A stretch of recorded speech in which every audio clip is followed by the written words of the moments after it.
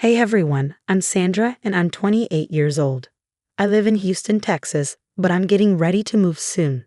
I was in a really bad marriage for a year and a half, but I got out of it with the help of my dad and the police. It was my fault though. I got myself into that mess.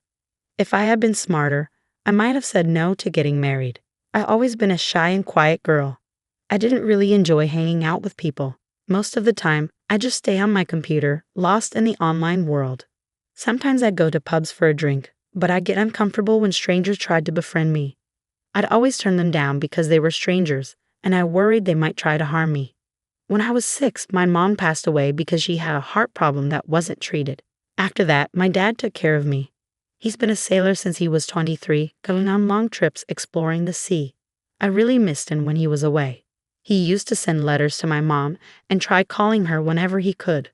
But when my mom died, he came back to be with me. He found me crying a lot next to her coffin. He picked me up and tried to comfort me. "Hey, my little girl, did you miss me? You've grown so much." "Papa." "Hey there, Dove, it's okay now. Daddy's here. Everything will be okay. I promise. All right." Even though he said that, I kept crying in his arms, holding onto his uniform tightly. My dad gently patted my back and hummed my favorite lullaby until I fell asleep. Later that night, I saw him sitting alone on the couch, drinking. He looked really sad. He kept saying things to himself, then buried his face in a cushion and started crying.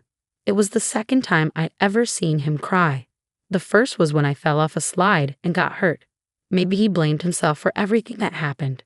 He took a break from work for 2 months before leaving again. Before he left me with my grandma, who took care of me while he was away. "Be good to Granny, okay? She's here for you. You'll be a good girl and help her out. And you?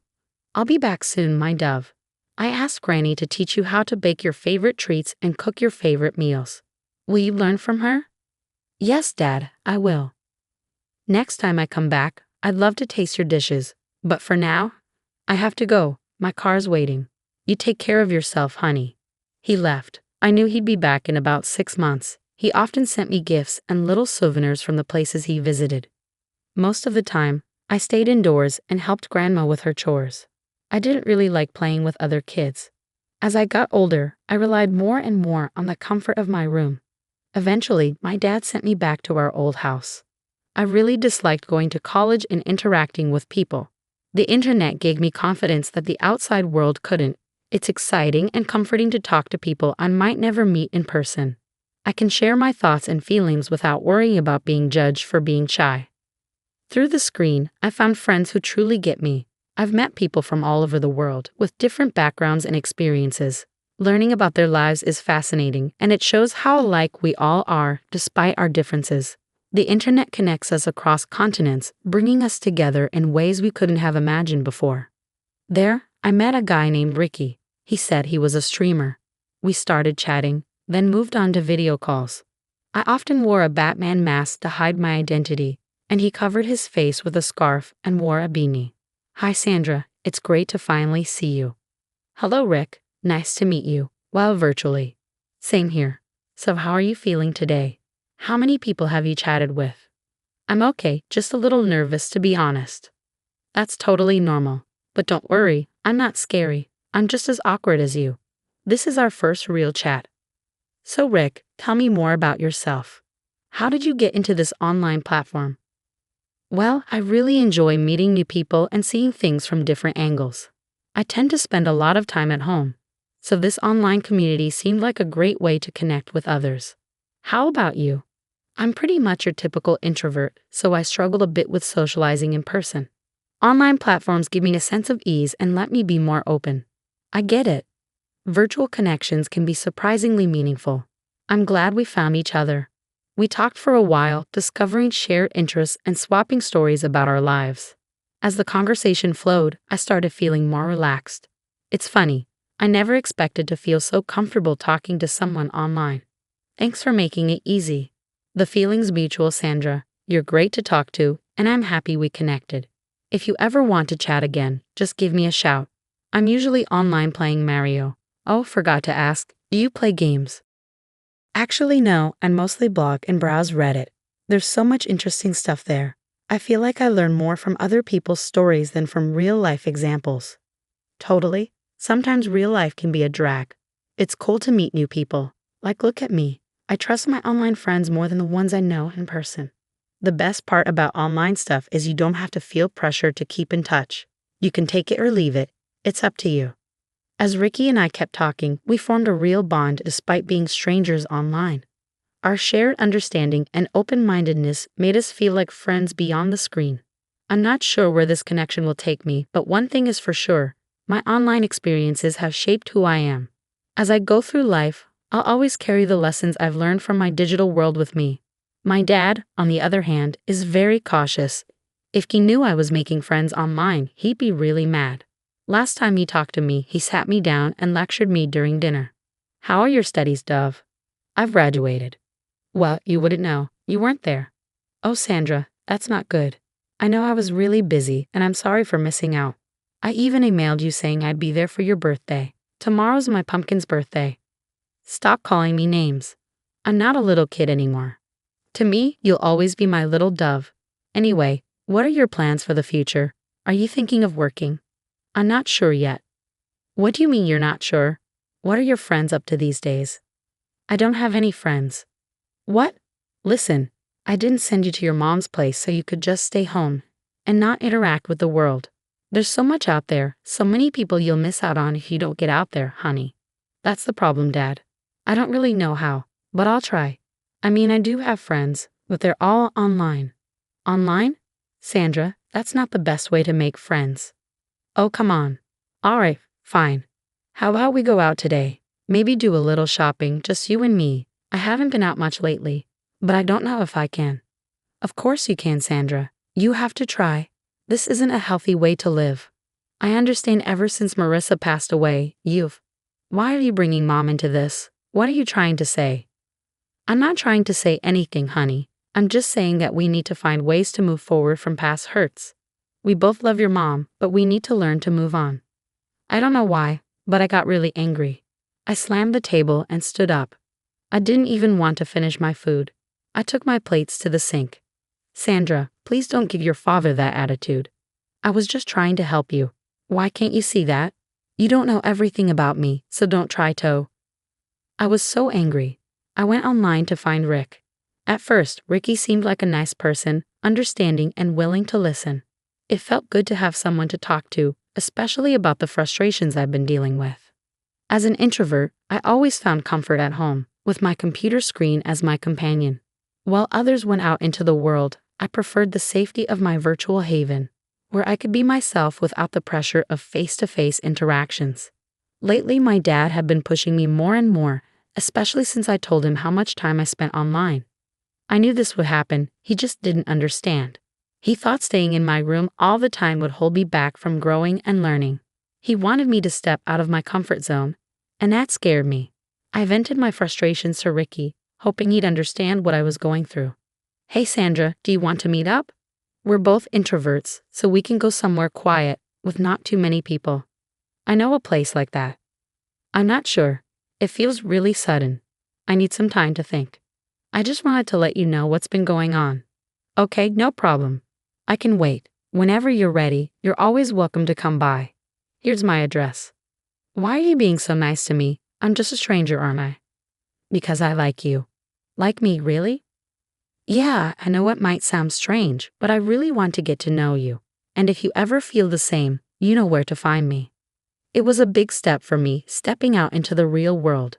My heart was racing with excitement and nerves as I stood outside Rick's house, finally ready to meet the person I've been talking to online for the past month. Surprisingly, he lived really close to me, just a 20-minute drive or so. I took a deep breath, gathering my courage before knocking on the weathered wooden door. It creaked open, and there was Rick with a warm smile that instantly calmed my nerves. He was quite charming. His house might not have been fancy at first glance, but there was something cozy about it. It felt authentic and welcoming. As I stepped inside, I couldn't help but notice the small details that spoke volumes about Ricky's character. The bookshelves filled with well-loved classics, the stack of board games, his computer setup, and so on. "Welcome, welcome to my humble abode. Your presence graces my domain, fair master." Some gaming talk I might not fully grasp, but thank you. This is a really cozy place. Do you live alone? Nope. Fair princess. I live with my mom. She stays downstairs, while I have the top floor all to myself. Come, I'll give you a tour. We spent the day talking, laughing, and getting to know each other even better. Meeting in person added a new dimension to our connection, and I grew to appreciate the person behind the screen even more. Rick was just as kind and genuine as I had hoped, and his quirky sense of humor only made me like him more. As the sun set, Rick suggested we take a walk outside, and I agreed eagerly. As we strolled through the nearby park, our conversation flowed effortlessly, and my initial nervousness melted away. Being with him in person felt like a natural extension of our online chats, but with a deeper level of closeness. Wait, so you didn't celebrate your birthday?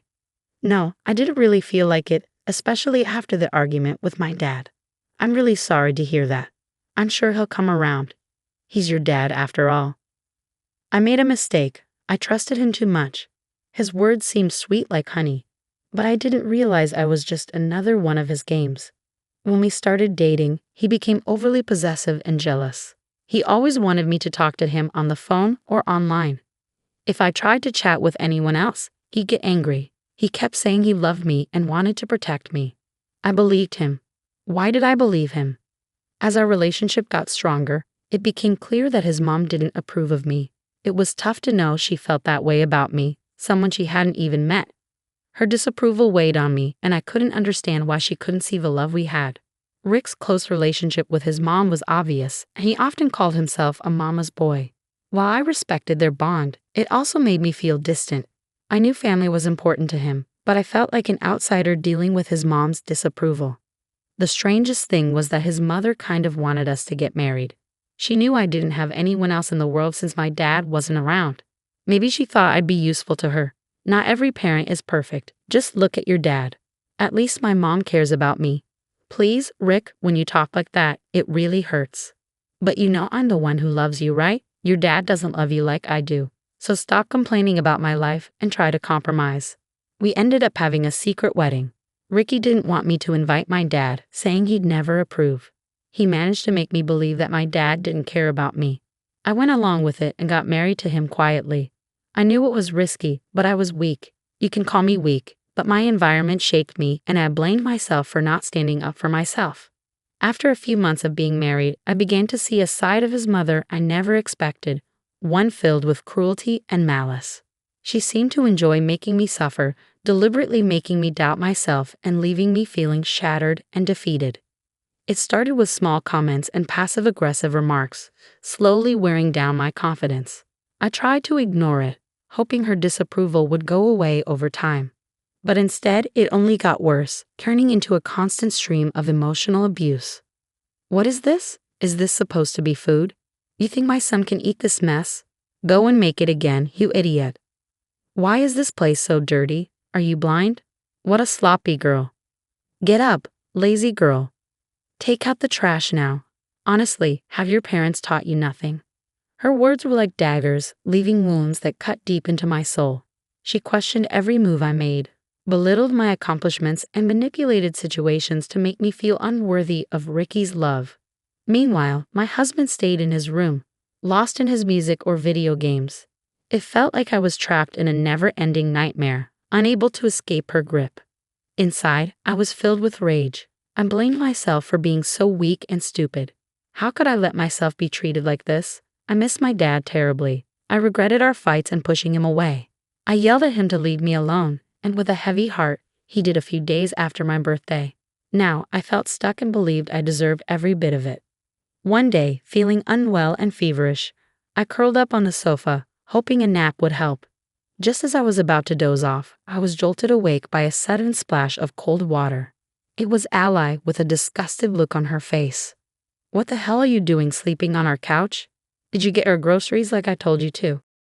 I didn't respond. I see. You want your old mother-in-law to do all the dirty work while you just lay around, you devil. She slapped me and started calling for Ricky. I couldn't take it anymore. I snapped. I'm not doing anything for you or your useless son. I've had enough of your. Go bother someone else. I can't and I won't take it anymore. I didn't receive an ounce of respect from this family, and I didn't care anymore.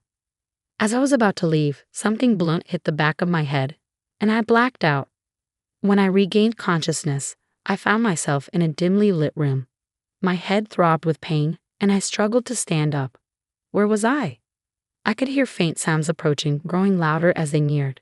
Crawling towards the noise, I found a metal door with a small window. It opened, revealing Ricky's grinning face. Is my wife scared of the dark? What is this, Ricky? Please let me out. This isn't funny. Shut up.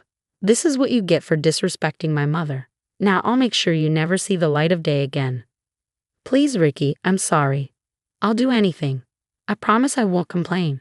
Please let me out, I beg you. Not so fast, Buttercup. If you behave, I might consider letting you out. For now, this will be your little hideout. It's not like you enjoy going out anyway. And who do you have? Your mom is gone. Your dad doesn't care about you. You're just a forgotten soul.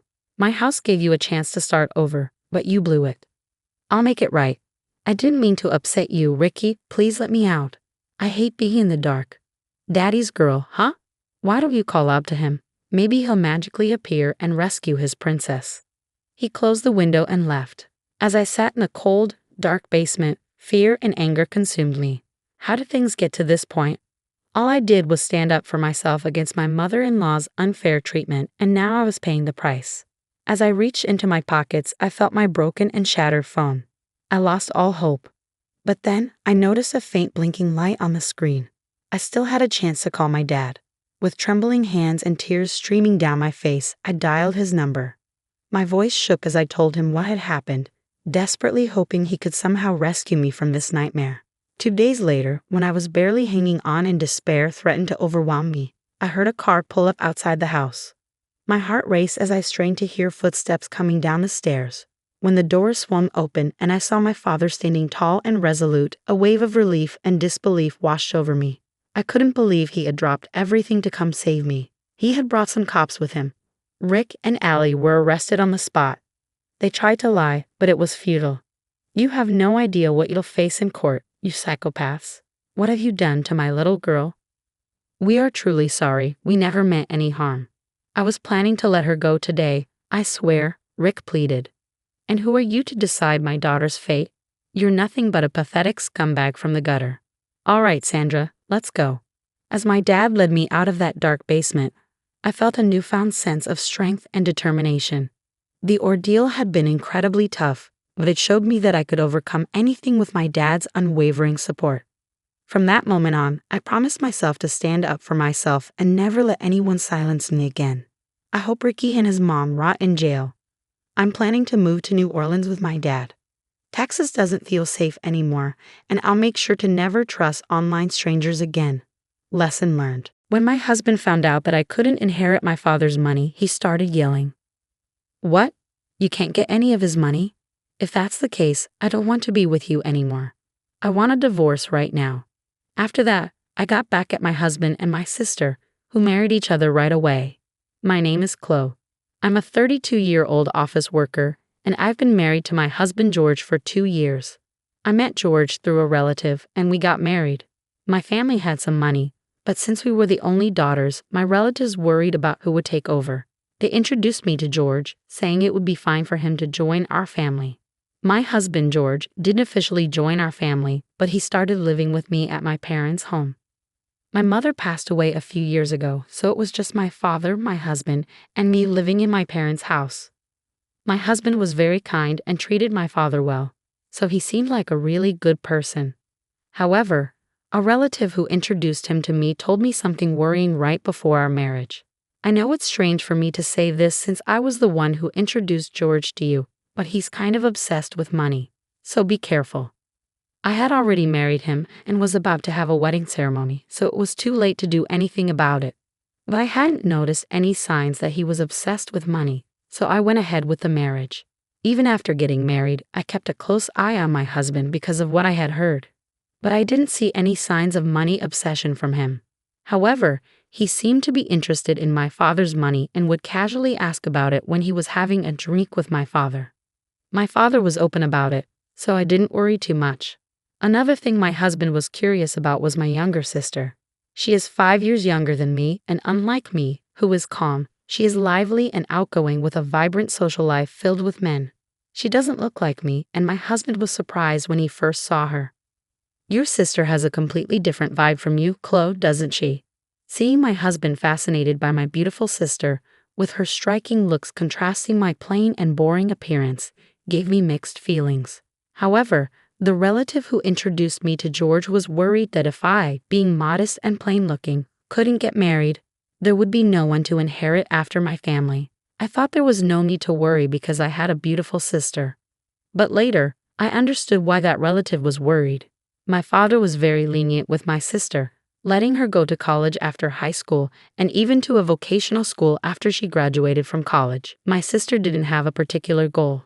She just didn't want to work. On the other hand, my mother was strict with her, insisting she should get a job right after college. But my father overruled my mother and let her go to vocational school. After graduating from vocational school, my sister got a job at a company owned by a friend of my father's. But she quit after just 6 months. I was shocked by her excuse for quitting.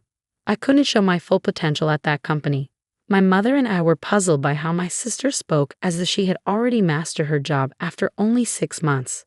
But my father believed her and quickly arranged for her to work at a different company. After a while at the new job, our mother fell ill and had to be hospitalized. While our mother was in the hospital, my sister visited every day, often skipping work. Eventually, she quit that job too, claiming she needed to take care of our mother. However, her idea of caregiving mostly involved being in the same room as our mother, chatting or spending most of her time staring at her smartphone in the waiting room. After our mother passed away, I took on the responsibility of managing her affairs, including picking up her laundry from the hospital and ensuring she had fresh clothes. Meanwhile, my sister wasn't much help. Our mother may have enjoyed having her around to chat with, but as her health declined over a month, she couldn't even hold conversations anymore. Within 2 weeks of her condition worsening, she passed away. Both my father and sister were too shocked to arrange the funeral, so I took charge of that. Thankfully, our relatives pitched in, and we gave our mother a proper farewell. Following our mother's death, my sister moved out of our parents' house and started working part-time. However, her earnings weren't enough to cover her rent and utilities, so our father began footing those bills. It seemed she was spending her money on fun rather than saving. Whenever her part-time income fell short, she turned to our father for financial support. Our mother used to be strict with her, so even when she started working, our father didn't give her an allowance. Now, though, he provides her with whatever she needs. I realized that both my father and sister were content with their financial arrangement, so I didn't see any issue. Even after I got married and moved in with my husband at my parents' place, my father continued giving my sister an allowance. At that time, I didn't notice, but it turns out my sister was also asking my husband for money, and he was giving it to her willingly. He couldn't refuse her and told her to keep it a secret from me, saying, "Don't tell Chloe about this, okay? She might get jealous." My sister lived off this allowance from our father and the money from my husband, doing part-time work when she felt like it. However, this lifestyle couldn't last because our father fell ill and had to be hospitalized. While I juggled visits to the hospital between work and caring for our father, my sister never showed up. Instead, she started calling me and demanding money. "Since I've been getting money from Dad every month, I need you to continue that. The rent and utility bills are all being paid from Dad's account anyway," she said angrily, revealing this information for the first time. I was furious with my sister. Instead of worrying about our hospitalized father, she was only concerned about her own finances. Despite wanting to hang up, I knew my sister was also in a tough spot, so I asked her how much money our father was giving her each month. "How much does Dad give you each month? You really need to find a job soon and start supporting yourself."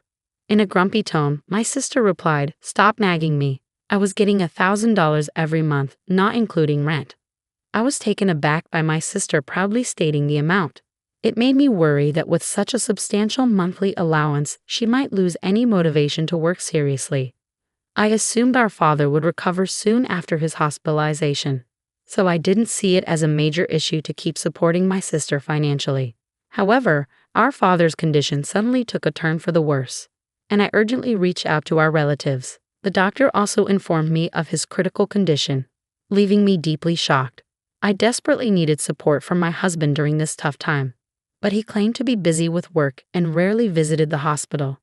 When he did come, he'd ask insensitive questions like, "Your father must have a huge inheritance, right? Since you and your sister are the only heirs, you'll split it evenly, won't you?" I was speechless in response to my husband's focus solely on the inheritance. It dawned on me that this was what my relatives meant when they warned me about his obsession with money. I felt a deep sense of disappointment. Even when I called my sister to tell her about our father's critical condition, she only cared about her own financial needs. "Forget about that. Just make sure you keep sending me money every month. I can't survive without it." The call ended abruptly.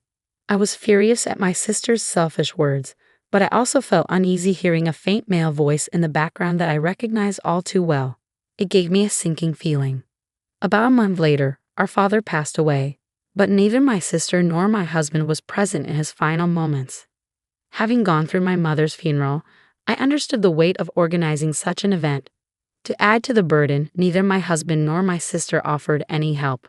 My sister didn't even attend the funeral. My husband did show up, but as soon as it ended, he disappeared, citing work. Even the relative who introduced us noticed his absence and questioned me about it. "What's going on with your husband? It's odd for him to be missing like this, isn't it?" All I could manage was a bitter smile in response. "He seems tied up with work. He had to head back home," I explained to the relative, who sighed in response. Yet it was I who wanted to sigh just as much. After the whirlwind of my father's funeral settled, my husband approached me with a smirk on his face. "Finally done, huh? So how much did you inherit?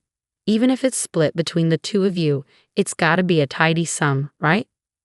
As warned by my relative before our marriage, it seemed my husband's mind was preoccupied with thoughts of my father's inheritance. Disheartened by his attitude, I replied casually, "My sister gets $100 million and I get nothing." I hadn't even spoken to my lawyer yet, and with the funeral just behind me, I hadn't sorted out my own emotions. Seeing my husband so eagerly discussing the inheritance made me feel like laughing out loud in disbelief. Without missing a beat, my husband erupted. "What?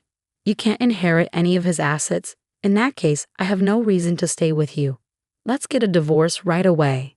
Feeling similarly, I shot back, "Fine, let's do it.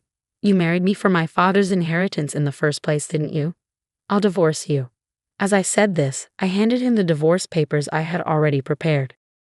He seemed a bit taken aback as I brought them out, almost as if he expected it, but he signed them nonetheless. Just before leaving, he uttered these words as my now ex-husband. "I'll divorce you since you have no inheritance and marry your sister Emily to get the $100 million. Despite that, I promptly filed the divorce papers, severing ties with my deceitful husband. The next day, it seemed he had already submitted a marriage certificate with my sister. A few days later, I received a call from him. Still believing his delusion, he shouted, "When are we starting the inheritance process? Get Emily her $100 million as soon as possible." I had been expecting his call. I didn't want to be the one reaching out to him, as he had left our home on his own. I responded in a composed, business-like tone. "Let's discuss it at my place this Sunday. I'll be prepared for the proceedings." My ex-husband, believing he was about to cash in on an inheritance, hung up the phone with joy. Little did he know, I eagerly anticipated his reaction when he learned the truth. When the weekend arrived, both he and my sister came to my parents' house, surprised to find a lawyer waiting there. Nevertheless, my ex-husband seemed confident. "Of course you need a lawyer when there's an inheritance involved," he remarked. Then, with a puzzled expression, the lawyer addressed my ex-husband. "Before we discuss the inheritance, there's the matter of property division that your ex-wife has brought against you." The lawyer proceeded to show my ex-husband a series of photos, images capturing him leaving my sister's house on specific dates clearly marked. Addressing him firmly, the lawyer continued, "These photos serve as evidence of your affair prior to the finalization of the divorce. You will need to comply with the terms of the property division settlement."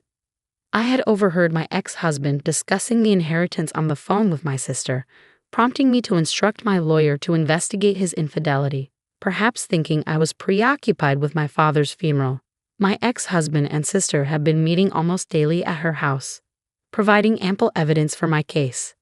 Both were taken aback when the conversation shifted from inheritance to their affair. But my ex-husband quickly composed himself and countered.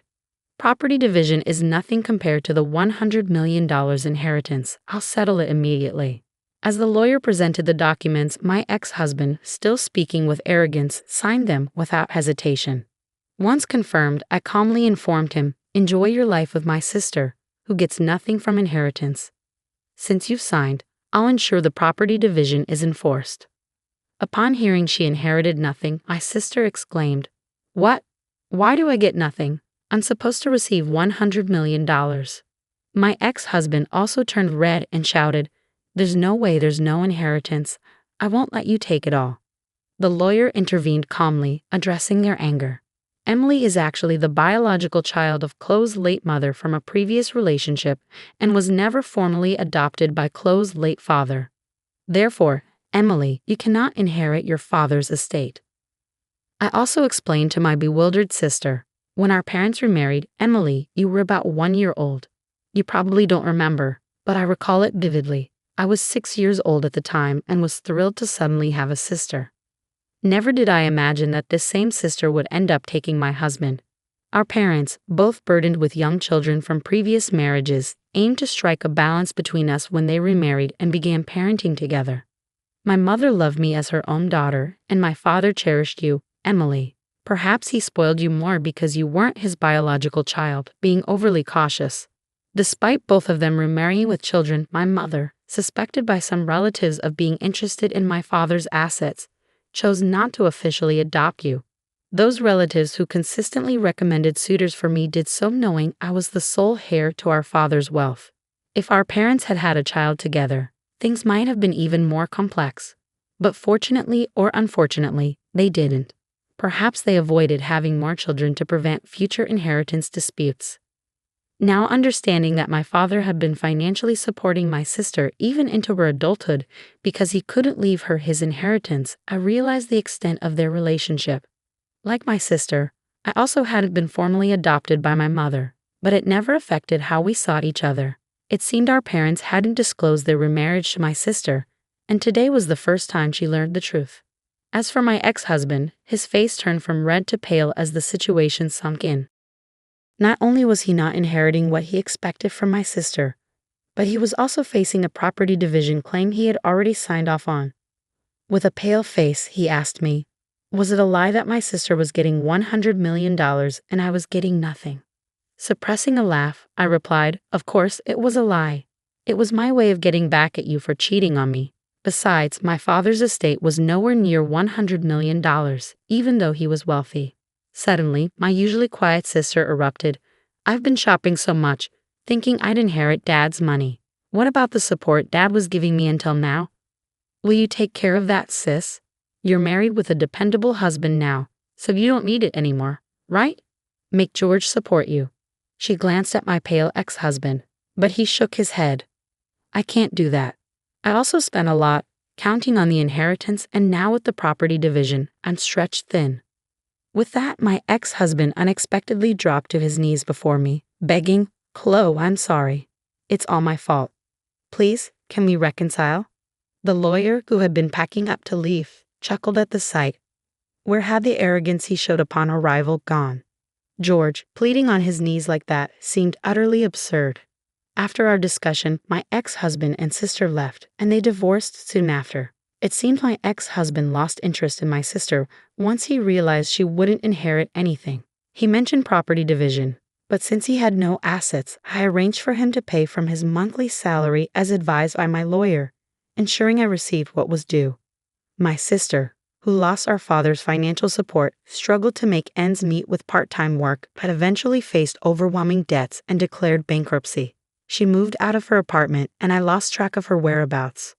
My father's excessive support had made my sister dependent, hindering her ability to work seriously. Subsequently, my relatives began suggesting potential marriage partners for me as I lived alone in my parents' house. But I declined. I wanted to find a partner on my own terms, determined not to repeat the mistake of marrying someone like my ex-husband again. "Please leave. It's too crowded in here," Jennifer said with a laugh. Her smile was smug and unsettling, the worst I had ever seen.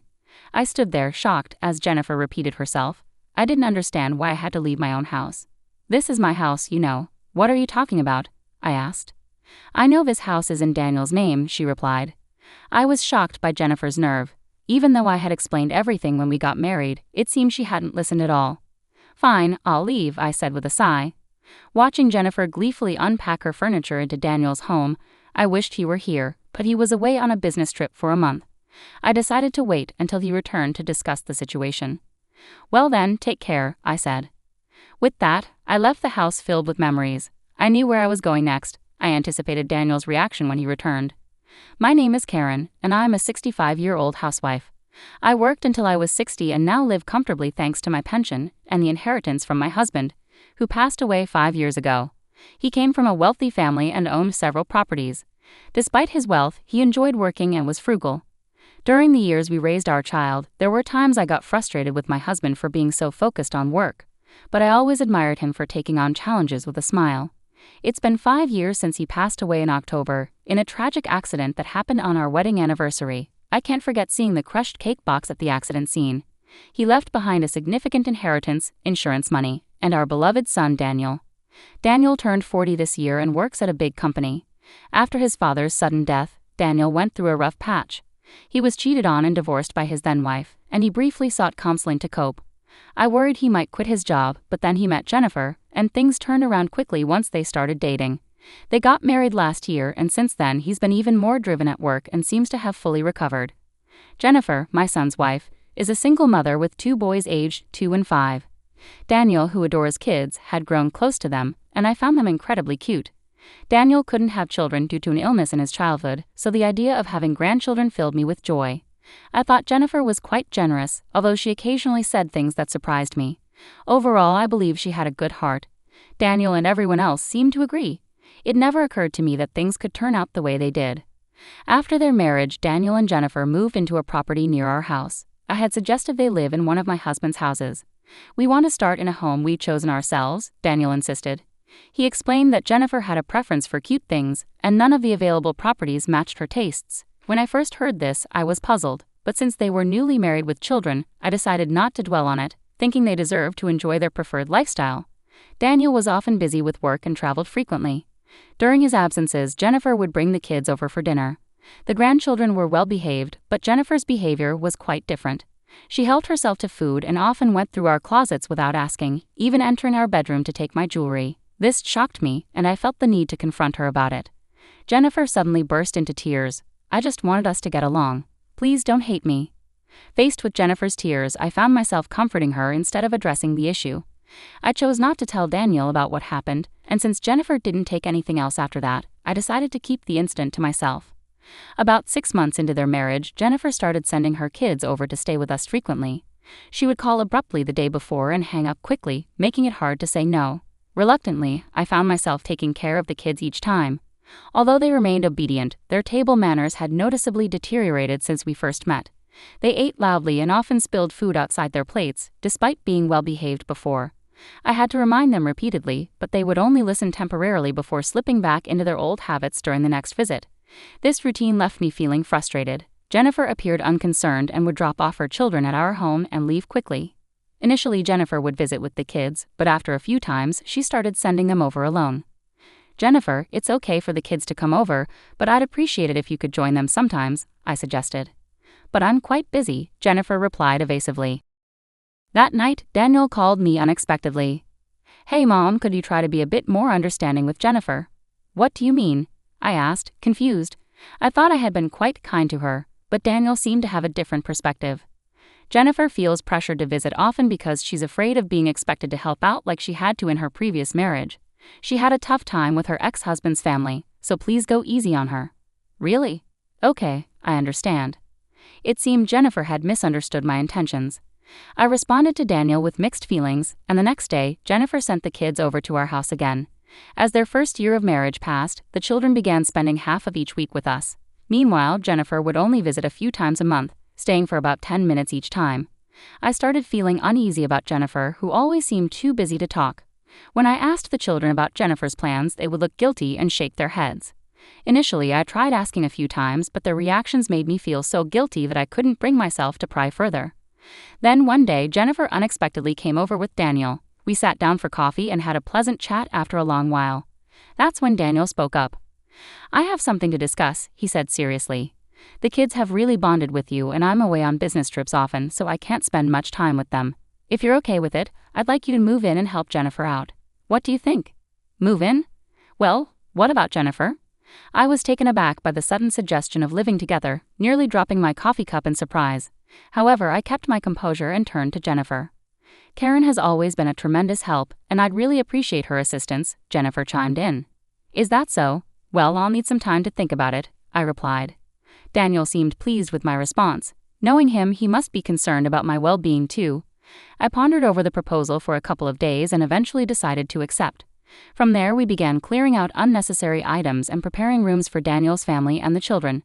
With the kids' help, we finished cleaning up sooner than expected, although the effort left me with daily muscle pain. A stark reminder of my age. Despite the challenges, I successfully cleared out 2 rooms. As I busily cleaned, Jennifer didn't offer to help at all, which made me increasingly uneasy about living with her. Then came moving day. As the movers brought in boxes, Jennifer pulled me aside into the garden. With a puzzled expression, I turned to her, only to be met with a malicious smile. Then, unbelievably, she said something that left me stunned. "Please leave. It's too cramped in here," Jennifer laughed, her smile both smug and unsettling. I couldn't believe what I was hearing. Why was she asking me to leave when it was my house? I was bewildered. "This is my house, you know. What are you talking about?" I asked. "I know this house is in Daniel's name," she replied sharply. Jennifer's assertion left me feeling inwardly frustrated. Despite explaining everything when we got married, it seemed she hadn't paid attention at all. "All right then, I'll leave," I said with a sigh. I watched as furniture that reflected Jennifer's tastes was moved in, and she seemed overjoyed. It would have been better if Daniel had been there, but he was away on a business trip. He wouldn't be back for a month, so I decided to postpone any discussion until then. "Well then, take care," I said as I left the house filled with memories. I already knew where I was headed next. I eagerly anticipated Daniel's reaction upon his return. Without delay, I moved my belongings into my new home. The new home was a villa my husband and I had visited once, filled with memories, including where he proposed to me. While it didn't hold as many memories as our previous home, it held a special place in my heart, as we had planned to spend our second life here together. After finishing unpacking, I relaxed alone on the sofa. The place was very comfortable, thanks to the caretaker's diligent maintenance. I felt a pang of sadness for not seeing the children anymore, but I was prepared to sever ties depending on Daniel's response. A month passed quickly, and around the time Daniel's business trip ended, he called me. I picked up the phone, feeling a bit nervous. "Mom, where are you? There's no space for you here, and we were supposed to be living together. What's going on? Hasn't Jennifer said anything to you?" When I got back, Mom wasn't here, and Jennifer just cries without giving me any answers. "Well then, come to this address I'm about to give you," I replied. I gave Daniel the address and hung up. The next day, Daniel arrived at my new home with Jennifer and the children. When I opened the door, I saw Daniel looking a bit somber and Jennifer appearing pale. "Welcome. Is something wrong?" I asked, concerned. No, nothing," Jennifer replied, visibly tense, while the children looked around with curiosity, especially the 5-year-old who seemed particularly fascinated. I guided Daniel's family into the living room. As they took in the fully furnished space, Daniel seemed to realize that I had no intention of continuing our previous living arrangement. "Hey Mom, why did you suddenly decide not to live together?" Daniel asked, puzzled. "Well, Jennifer should have a good understanding of that, shouldn't she?" I replied. Daniel scratched his head with a slightly irritated expression before recounting what he had heard from Jennifer. "Jennifer mentioned that you didn't like her choice of furniture, right? But that was just for our room. Couldn't you have let it go? She also said she had to buy more furniture for the living room because you moved out." "Oh, so she added more furniture, did she?" I looked directly at Jennifer, who twitched nervously. Her lips curved slightly upwards, as if she believed Daniel wouldn't believe my side of the story without proof. "Jennifer, why lie?" I asked plainly. "I haven't lied about anything," Jennifer replied, tears welling up in her eyes. Daniel immediately stepped in to console her, seeming to view me as the source of the conflict. Meanwhile, the grandchildren hung their heads behind them, avoiding eye contact with Jennifer. I let out a frustrated sigh. "Jennifer, stop the fake crying. The children can see right through it." "That's awful, Daniel. I'm really not lying. Please believe me," Jennifer pleaded, clinging to Daniel and burying her face against him. Despite her words, her voice lacked genuine emotion. I felt annoyed with Daniel for siding with Jennifer in this situation. "Mom, Jennifer may have made mistakes, but leaving without discussing it isn't right. Can't we try to work things out?" Daniel pleaded. "Well, I do owe you an apology for leaving abruptly, but any reconciliation with Jennifer will have to wait until you hear this," I replied, tapping my mobile phone. Immediately, a voice played out loud, causing Jennifer's face to turn pale. "You recorded it?" I accidentally hit the video button while trying to capture the kids playing. The recording continued without my realizing. The voice from my phone sounded unlike Jennifer's usual tone, and Daniel looked bewildered, shifting his gaze between my phone and Jennifer. "Jennifer was the one who asked me to leave. I was just following her instructions," I clarified. "Is this really you, Jennifer?" "It can't be," Daniel demanded, pushing away from Jennifer, who clung to him, and asked her directly. However, Jennifer remained silent, staring at the ground. Daniel's frustration grew as he raised his voice, demanding answers from Jennifer. "It's not true. Are you taking Karen's side?" Jennifer managed to protest weakly, but the recorded voice clearly called out the children's names, leaving no room for doubt. Despite Daniel's persistence and Jennifer's attempts to dodge the truth, the situation became wearisome. Finally, Jennifer slipped up in exasperation. "I never wanted to live with someone else in the first place." "What? You were the one who wanted Mom to live with us," Daniel said, clearly shocked by this revelation. Jennifer defiantly explained her reasoning. "Exactly. I couldn't understand why Karen was living in a house under your name while we had to rent. I wanted a home of our own." It appeared Jennifer was worried about being judged for living in a rental property after marrying again. Daniel had leased a luxurious condominium in the area, which cost around $4,000 per month. Despite this, Jennifer seemed to look down on it simply because it was a rental. This attitude caused me a different kind of frustration. Jennifer glared defiantly at me. "And now Karen is harassing me. This is the house I've always dreamed of. Why are you living here?" Daniel looked perplexed by Jennifer's accusation. Unlike Daniel, I straightforwardly explained to Jennifer, who was clearly on edge. "Why?" "Because this property originally belonged to my husband." "That's a lie because this place is," Jennifer started, possibly thinking of the caretaker or something else she was mistaken about. I showed Jennifer a photo on my mobile phone. Upon seeing the person in the photo, Jennifer exclaimed, "Father?" My husband had passed away before Daniel remarried, so Jennifer had never met him. She had never referred to my husband as father. Therefore, the father Jennifer mentioned must be the children's paternal grandfather. The photo captured Jennifer's father-in-law and me shaking hands. It was taken as a memento when we moved in. Jennifer looked at me, her face turning pale. "How do you know him?" "How? Because he's the caretaker here, of course," I replied calmly. Upon hearing this revelation, Jennifer sat down right where she stood. Daniel also appeared stunned, struggling to grasp the situation. Sensing an opportunity to clarify things further, I decided to continue. "We had a conversation when we moved in. That's when I learned he's your ex-husband's father, and also the real reason behind your divorce." "The real reason for the divorce?" Daniel's voice echoed in surprise. Jennifer, no longer trying to pretend, became visibly flustered by my words. "Karen, there must be some misunderstanding. I'm sorry, let's go home together." "Mom, please tell me," Daniel interrupted Jennifer, his expression earnest as he looked at me for answers. It would have been less damaging for Jennifer if this had come to light later, but I had no intention of showing mercy. I instructed the grandchildren to go play in the garden. They glanced at Jennifer but obeyed my request and headed outside. Once the children were fully engaged in their play, I turned back to Jennifer. I heard from Jennifer that her divorce was due to her husband's infidelity, but in reality, it was Jennifer who had an affair. Daniel was visibly shocked, and Jennifer trembled, avoiding my gaze. "I can't believe this. Karen, why would you lie about this?" Daniel asked, clearly shaken by the revelations. "Oh, I also have a copy of the notarized document here." I retrieved the document from a drawer and handed it to Daniel. Daniel's face went pale as he scanned through the document. "What's all this? Compensation? Custody to be revisited once the child can choose? Meeting before remarrying? I was never told about any of this." "That's right. The other family also claimed they weren't informed about the remarriage," I added. Jennifer stared down, her face drained of color. Daniel sighed heavily and turned to Jennifer, his expression now devoid of his earlier kindness. "Remember when I got divorced because I was cheated on? What did you say then? That the one who cheats is entirely at fault, right? Unforgivable, right?" "Yeah," Jennifer muttered quietly. Daniel's voice grew heated in response to Jennifer's silence. "So the story about divorcing to escape from your husband's infidelity and extreme control, putting the kids at risk, was also a lie. What's that about?" Jennifer appeared unsure how to answer. Daniel's frustration intensified. "And didn't you say, I would never cheat?" Daniel pressed on, his voice sharp with anger. I had to say that or you wouldn't have dated me, Jennifer finally replied, her voice tinged with desperation. Right, of course, Daniel retorted sharply, not letting Jennifer finish. Daniel was visibly agitated, his breathing heavy with emotion. Jennifer, on the other hand, began to sulk defiantly.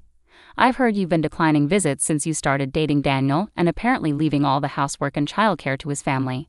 And now you're trying to blame me after remarrying. Why are you making unnecessary accusations? Jennifer shouted at me, her voice loud and defensive. Daniel gave Jennifer a cold, distant look. Her unguarded outburst had shattered the image she had maintained. It's over between us. Let's get a divorce, Daniel stated firmly. No, I don't want a divorce, Jennifer pleaded, clinging to Daniel, who tried to shake her off impatiently. Despite his attempts, Jennifer persisted. Just as Daniel's frustration seemed ready to boil over, an unexpected voice intervened. Mom, you're saying the same things you told Dad. You've got a new boyfriend now, so stop bothering Daniel. Michael, Jennifer's eldest son, spoke with a surprising maturity for his young age.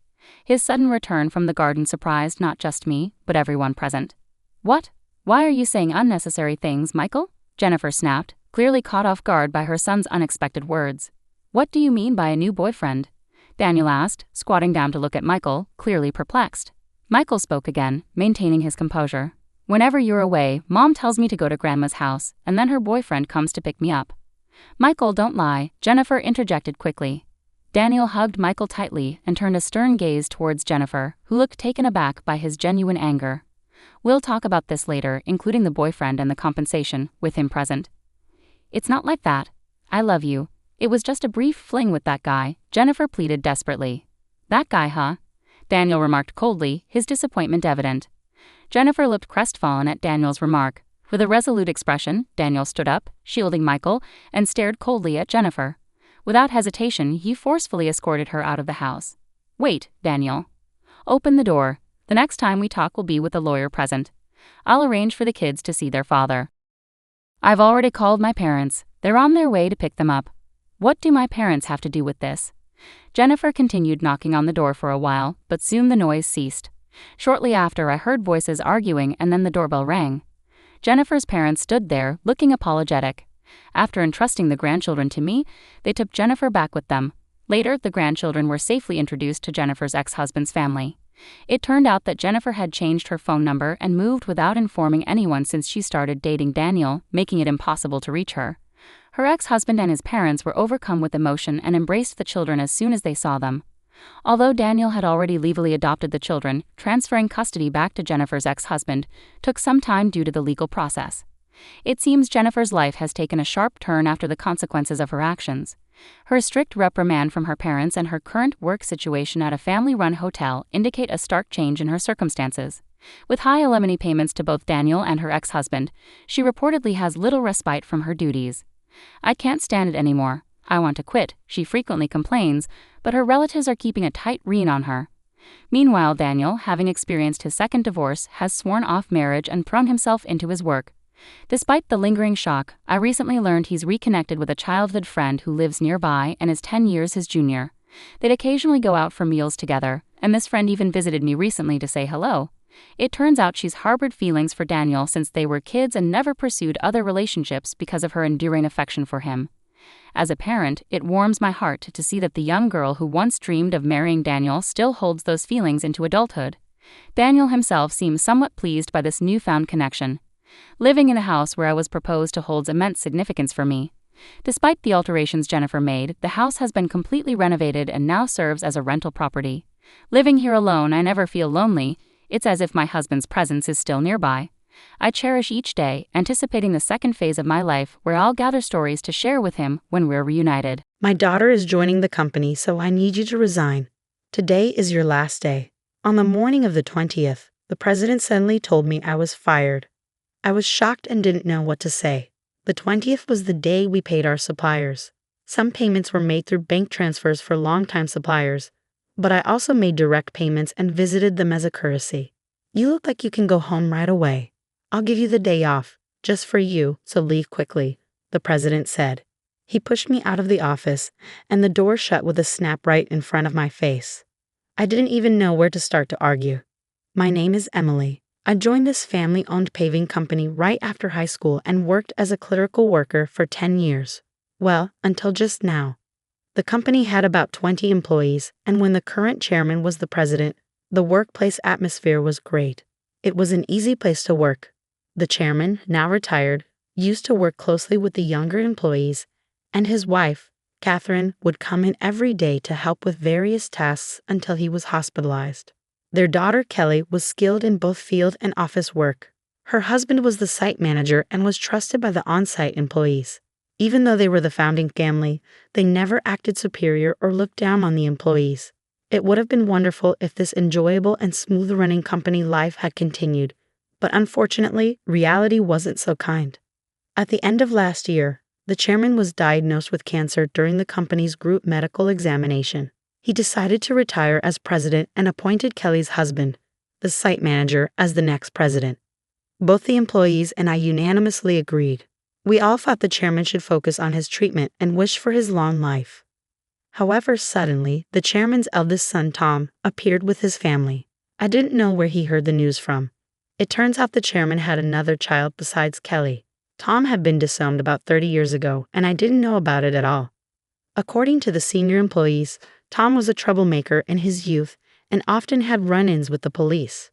Whenever he caused problems, the chairman and Catherine would go and apologize. After dropping out of high school, he got involved in multi-level marketing and fraudulent activities, which finally led the chairman to disown him. Despite being out of touch for a long time, Tom suddenly appeared one day, pleading with his father, "Dad, I've realized my mistakes. Please forgive me." I was shocked to witness this in our small company, where the president's office and clerical room were one and the same. Tom expressed a desire to reconcile and work in the company, but his past made it hard to believe his sincerity after being disowned. "I apologize to everyone, but I ask you to give Tom another chance," the chairman said, pleading with everyone present. Kelly and the senior employees knew about Tom's troubled history and couldn't fully celebrate, but they couldn't refuse the chairman's heartfelt request either. So Tom and his family moved into the annex of the chairman's house, with Tom becoming an employee and his wife taking on household duties. I saw their daughter only once when she visited the company. She seemed to be a college student. The chairman believed Tom had changed for the better after facing hardships in life. Catherine was overjoyed that Tom had returned with his family, talking about rebuilding the company together. However, soon after, a problem emerged. Tom insisted on something. "I'm the eldest son, so I should be the next president," declared Tom, straining his relationship with Kelly and the site manager. Despite pretending to work diligently in front of the chairman, Tom actually did very little. He frequently made demeaning remarks like, "Physical labor is for the workers, and you're all just worker ants, work silently." Naturally, his behavior quickly made him unpopular with everyone. Some of the younger employees even went directly to the chairman, saying, "I can't work under these conditions."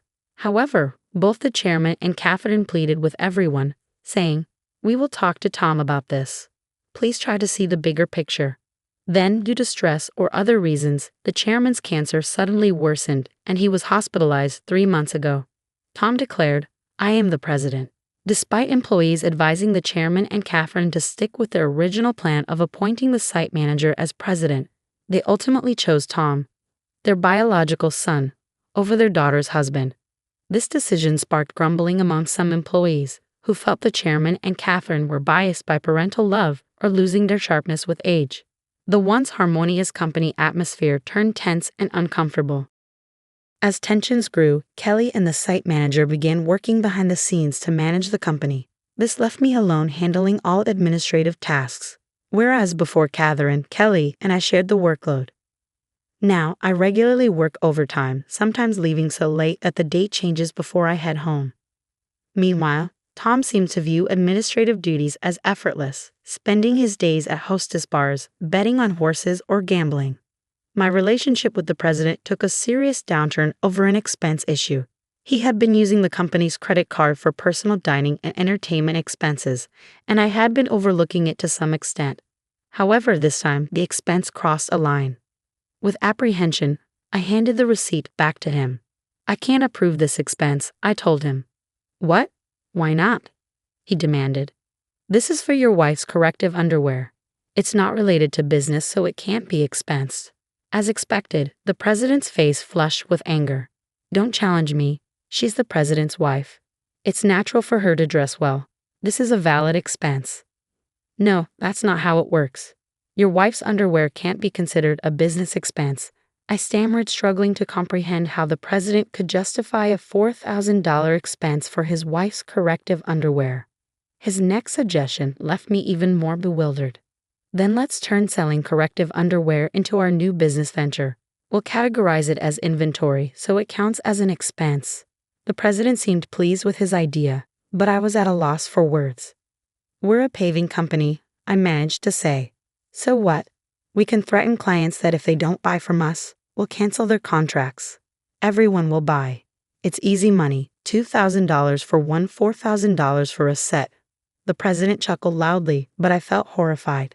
That's absolutely unacceptable. It will damage our credibility. I snapped at him in anger. From that moment on, I became the target of the president's disdain. Day after day, I endured constant berating from him. The situation became so difficult that I considered quitting many times. However, I continued to endure and work, driven by my loyalty to the chairman who had always supported me and my concern for the team who would struggle if I left. The truth was, I couldn't afford to lose my job suddenly either. I decided to tough it out until the right moment to move on. But then, unexpectedly, I was fired. If I quit abruptly now, it will cause problems for our clients, I thought to myself. Taking a deep breath, I gathered my courage and confronted the president. I can't do this. I can't just leave without proper notice and handover. Even your daughter wouldn't be able to handle the workload. Besides, today is the day we need to handle payments, I said in one breath, fully expecting the president to erupt in anger. As expected, the president's face turned red with anger. Shut up. I told you to resign because my daughter is joining the company. Today is your last day. As for the payment, let them wait until they come to collect it. There's no need to pay them up front. Excuse me, isn't it normal to pay for something once you buy it? I was shocked and explained it patiently, as if talking to a child. But the president responded with something so unreasonable that I couldn't believe he was being rational. If that's the case, just threaten to switch suppliers. Tell them we won't make the payment this time, so they should give it to us for free. What? That's not something we can do, is it? I was so stunned that I couldn't find the right words to respond. You're completely useless. My daughter has a college degree. She can handle office work easily. As family, she won't question my expenses like you do. You're all talk and no action. We don't need someone like you in our company. Leave now, the president sneered. It seemed clear he intended for his daughter to handle accounting so he could justify personal expenses as business expenses. Oh, is that so? Just remember, I won't regret this, I replied. Words were futile at this point. My patience had worn thin. I quickly gathered my belongings and left the company, feeling sorry for our clients. I called Kelly, despite knowing Catherine and Kelly were busy with the chairman. This was urgent. I explained everything and trusted the rest to Kelly. Once I left the company, I suddenly found myself with nothing to do. Being fired without notice clearly violated labor standards laws. If I reported this to the labor standards office, the company would be in trouble. Since our company was part of the middle company payment system, I could claim my severance pay and 1 month's salary. This system supports small and medium-sized enterprises that can't afford severance pay on their own. I didn't need to rush because I could apply within 5 years from my retirement date, and the Labor Standards Office had a 2-year statute of limitations. With my professional habits, I planned out the necessary procedures and timeline for retirement. I decided I could take it easy for at least a week. Lately, I had been working overtime and weekends nonstop, leaving no time for myself at home. There were many places I wanted to visit once I settled down, so I chose to go on a day trip to the beach for a refreshing break. After enjoying myself at the beach, I checked my phone in the locker and found several missed calls, emails, and voicemails. Among them, Kelly's email caught my attention. It said, "The payment process went smoothly. Everything is in order." I felt relieved. Despite the abruptness of my dismissal by the president, I couldn't shake the guilt of leaving my job in anger. Next, I listened to the voicemail from the company. It was the panicked voice of the president saying, "Hey, what's going on? They're saying I'm not the real president. Did you know about this? Explain yourself." After chuckling at his realization, I continued to check my emails and voicemails. Among them was a message from the chairman, so I promptly headed to the hospital. Arriving at the hospital room that evening, I found Catherine and the president already there. As soon as the chairman saw me, he greeted me from his bed. "Emily, I'm truly sorry for my foolish son." "Hey, what's going on?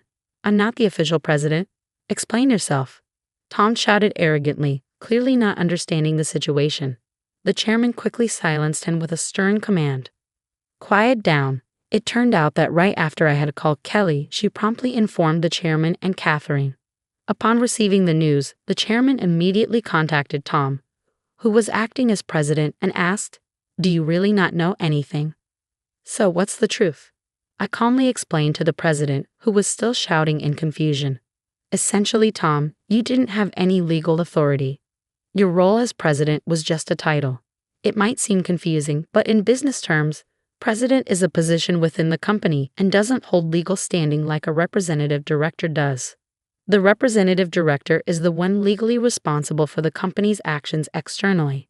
It's a different and more formal role that requires specific legal procedures to change." I continued, "While the title of president can be changed informally within the company, altering the representative director involves complex legal processes. That's why your position didn't carry the legal weight you assumed it did." 3 months ago, when Tom was appointed president, there was strong opposition from Kelly, the site manager, and veteran employees.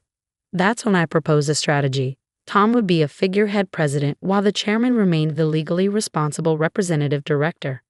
As someone familiar with company procedures and laws, I knew the complexities involved. Under my plan, if Tom showed genuine dedication and won over all employees, then we would initiate the legal process to formalize his presidency.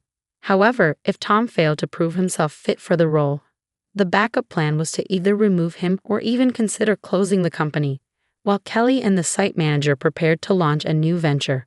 Kelly doubted Tom's ability to change. The chairman and Catherine continued to believe in Tom until he unfairly dismissed me, which seemed to awaken them to his shortcomings.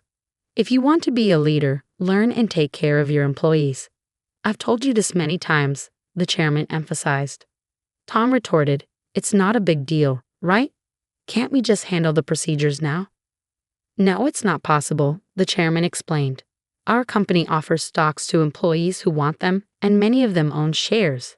Emily owns 10%, making her a major shareholder. We can't disregard her views, and other shareholders won't support you either."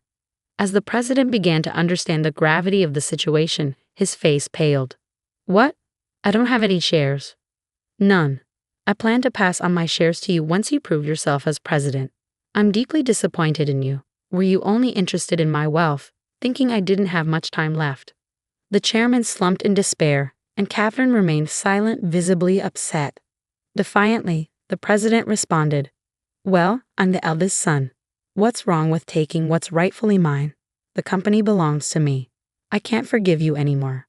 The chairman bears full responsibility as the representative director of this company.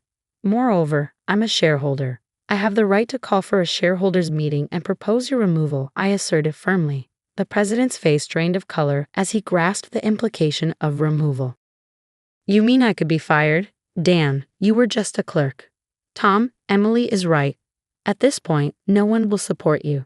"Emily was the only one who spoke up to give you a chance," Catherine interjected. Then Catherine turned to me. "Emily, I owe you a sincere apology. I regret causing you trouble because of my love for my son. Please tell me what you'd like to do." I confronted the president directly. "Mr. President, I no longer wish to work under your leadership, so I am resigning immediately. However, I expect to receive my severance pay, along with 1 month's salary including unpaid overtime and holiday pay.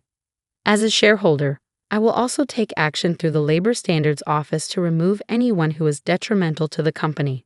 I spoke calmly, and as I did, the president's complexion shifted from pale to completely white. Continuing, I informed them how Kelly had been actively visiting clients and successfully promoting our new company. Many clients had already decided to switch from our current company to the new one, and most of our employees were planning to follow suit. "That's impossible. I'll sue you," the president threatened, his voice cracking. But the chairman intervened firmly. "I am the representative director. You have no such authority." The president collapsed to his knees, and I felt a mix of emotions: regret, disappointment, and a sense of closure. Mr. President, it's unfortunate it had to end this way. If you had changed your approach upon returning, things might have been different. There were ample opportunities for understanding if you had made efforts to learn and adapt. Ultimately, it was the president himself who squandered those chances. A classic case of reaping what one sows. In the aftermath, the chairman decided to shut down the company, leaving Tom unemployed. The president's wife attempted to sell corrective underwear, but it didn't succeed. They faced legal issues for aggressive sales tactics and were eventually arrested for involvement in a pyramid scheme. When Kelly returned to her parents' home, she found boxes of unsold underwear left behind. As for the daughter, she found employment elsewhere, although the specifics are unknown. I now work happily at Kelly's and the site manager's new company. I cherish my relationships with others and strive to live authentically each day. My name is Mia. I'm 24 years old and work full-time. I've been dating a guy at work who's a year older than me for 3 years now, and we've decided to get married. In public, my mom behaved very differently. It happened when my boyfriend was around. I was prepared for her to say something mean to him, but she surprised me by being kind. The reason behind her behavior was that my boyfriend's dad held a high position in a big company, and my boyfriend was going to join that company after gaining more experience at his current job. My mom was thinking about the future and wanted to improve her image now so she could get help later on. Because my boyfriend believed my mom's act completely, I couldn't talk to him about what my mom was really like. My sister has always treated me like I'm beneath her. She would make fun of me, pointing out how differently our parents treated us. I have an older sister who's 3 years older than me. She's already married and lives away from our family home. I still live with our parents. My mom especially favors my sister a lot, which has always been clear to me. Even though my dad also seems to prefer my sister, he does care about me too, which is reassuring. I've been eager to move out of my parents' house and live with my boyfriend, but my mom won't let me for some reason. Even though my sister moved out to live with her husband before they got married, I can't understand why I'm not allowed to do the same. I think part of it is because my mom wants me around to help out at home, but part of it feels like she's being unfair. In public, my mom behaved very differently. It happened when my boyfriend was around. I was prepared for her to say something mean to him, but she surprised me by being kind. The reason behind her behavior was that my boyfriend's dad held a high position in a big company, and my boyfriend was going to join that company after gaining more experience at his current job. My mom was thinking about the future and wanted to improve her image now so she could get help later on. Because my boyfriend believed my mom's act completely, I couldn't talk to him about what my mom was really like. My sister has always treated me like I'm beneath her. She would make fun of me, pointing out how differently our parents treated us. I was fed up with my older sister who always acted like she was better than me, even though she's just 4 years older. She married a guy who's 2 years older than her and works for a well-known company, earning a good salary. She never let me forget it. But once she found out my boyfriend would soon work for his dad, an executive at a big company, she stopped bragging about her husband. My sister used to visit our parents almost every weekday. I'm not sure what she did with our stay-at-home mom, but when I got home from work, she'd look at me with pity and wouldn't offer any comfort. I work too, so I managed to save a bit of money each month for my future. It's not much, but it adds up. My sister, on the other hand, doesn't need to work because her husband earns enough. She's proud of their lifestyle, even though she didn't earn that money herself. "Have you saved any money for your future?" she asked me once. "Well, sort of. I have some in a bank account," I replied. "I withdrew it once for wedding expenses and it's safe for now. We're also saving for the wedding, so I'm doing some calculations." "I see," my mom remarked. "There was money in the safe." "Yes, temporarily," I said. I wondered why she was asking, but it turned out to cause a big argument later on. The expenses for our wedding were supposed to be shared by both families, but since his parents were more enthusiastic about the ceremony, they agreed to cover a larger portion. We decided to handle the down payment ourselves. When my sister got married, her in-laws also contributed significantly, which was a relief for our modest family. About a month later, as usual, my sister stormed into our family home. However, what caught my attention this time was her car. The car was parked proudly, almost flaunting itself. It was a popular model. I assumed she had bought it with her husband's money, but this time it was different. "Mia, have you seen my car?" "Huh? Your car?" I hadn't noticed." "That's good. Mom bought it for me." I was quite surprised. I couldn't help but wonder where the money came from. It wasn't a luxury car, but it was a new model worth nearly $30,000. I was astonished by how much my family favored my sister, even buying her a car. It was shocking. You must be happy about this, right? Don't forget to thank Mia. What? Why should she thank me? I was completely baffled by what Mom was saying, but they both gave me a sly smile. That's right, we used your money to buy it. Huh? Thanks a lot, Mia.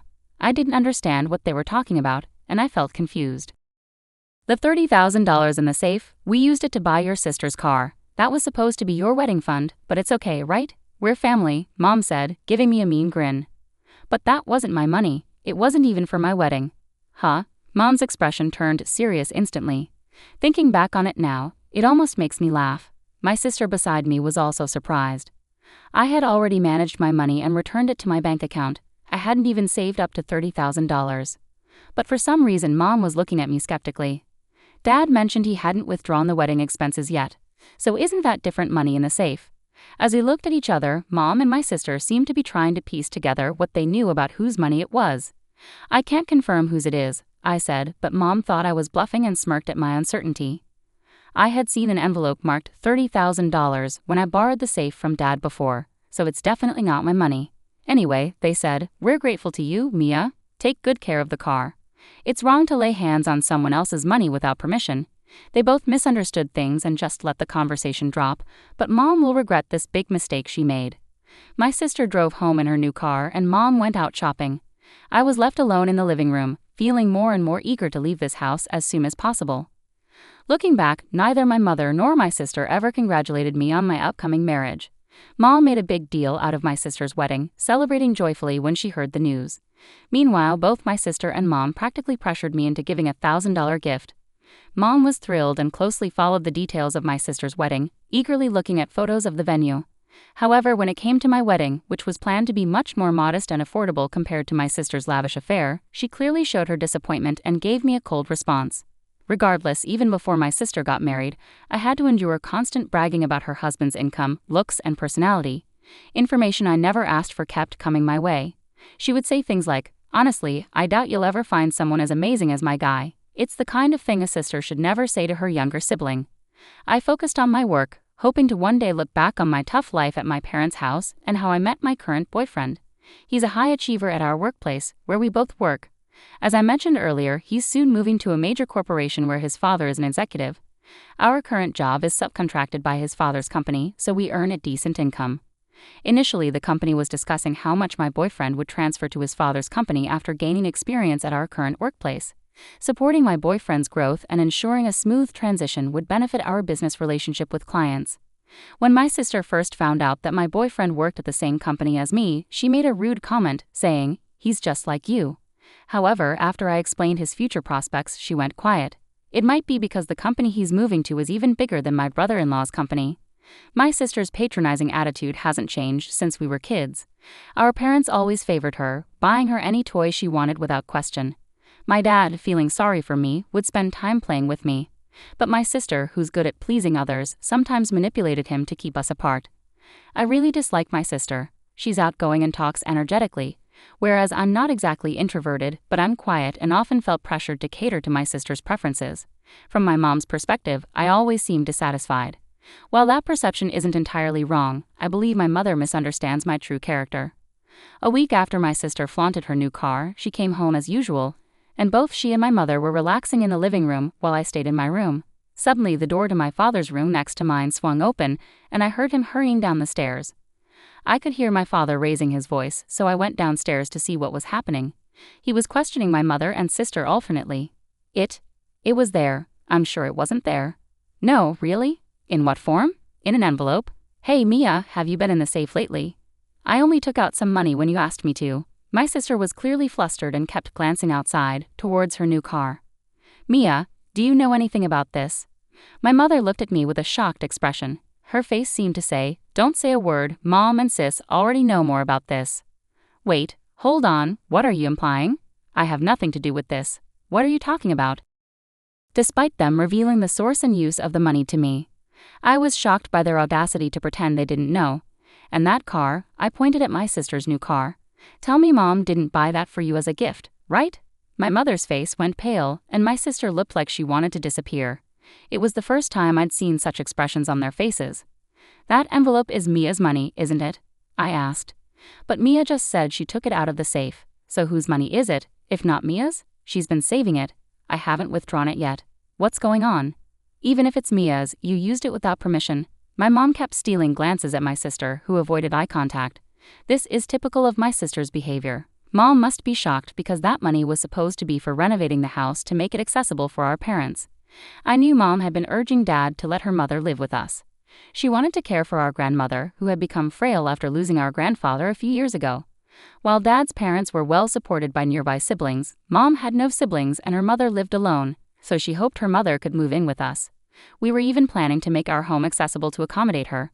My parents believed that preparing the house now would be beneficial as they grew older. The $30,000 was specifically set aside for this purpose. My mother had mistaken it for my savings. Now what are we going to do? You knew we needed that money to make the house accessible, right? We've already signed the contract and construction starts next month. What's the plan now?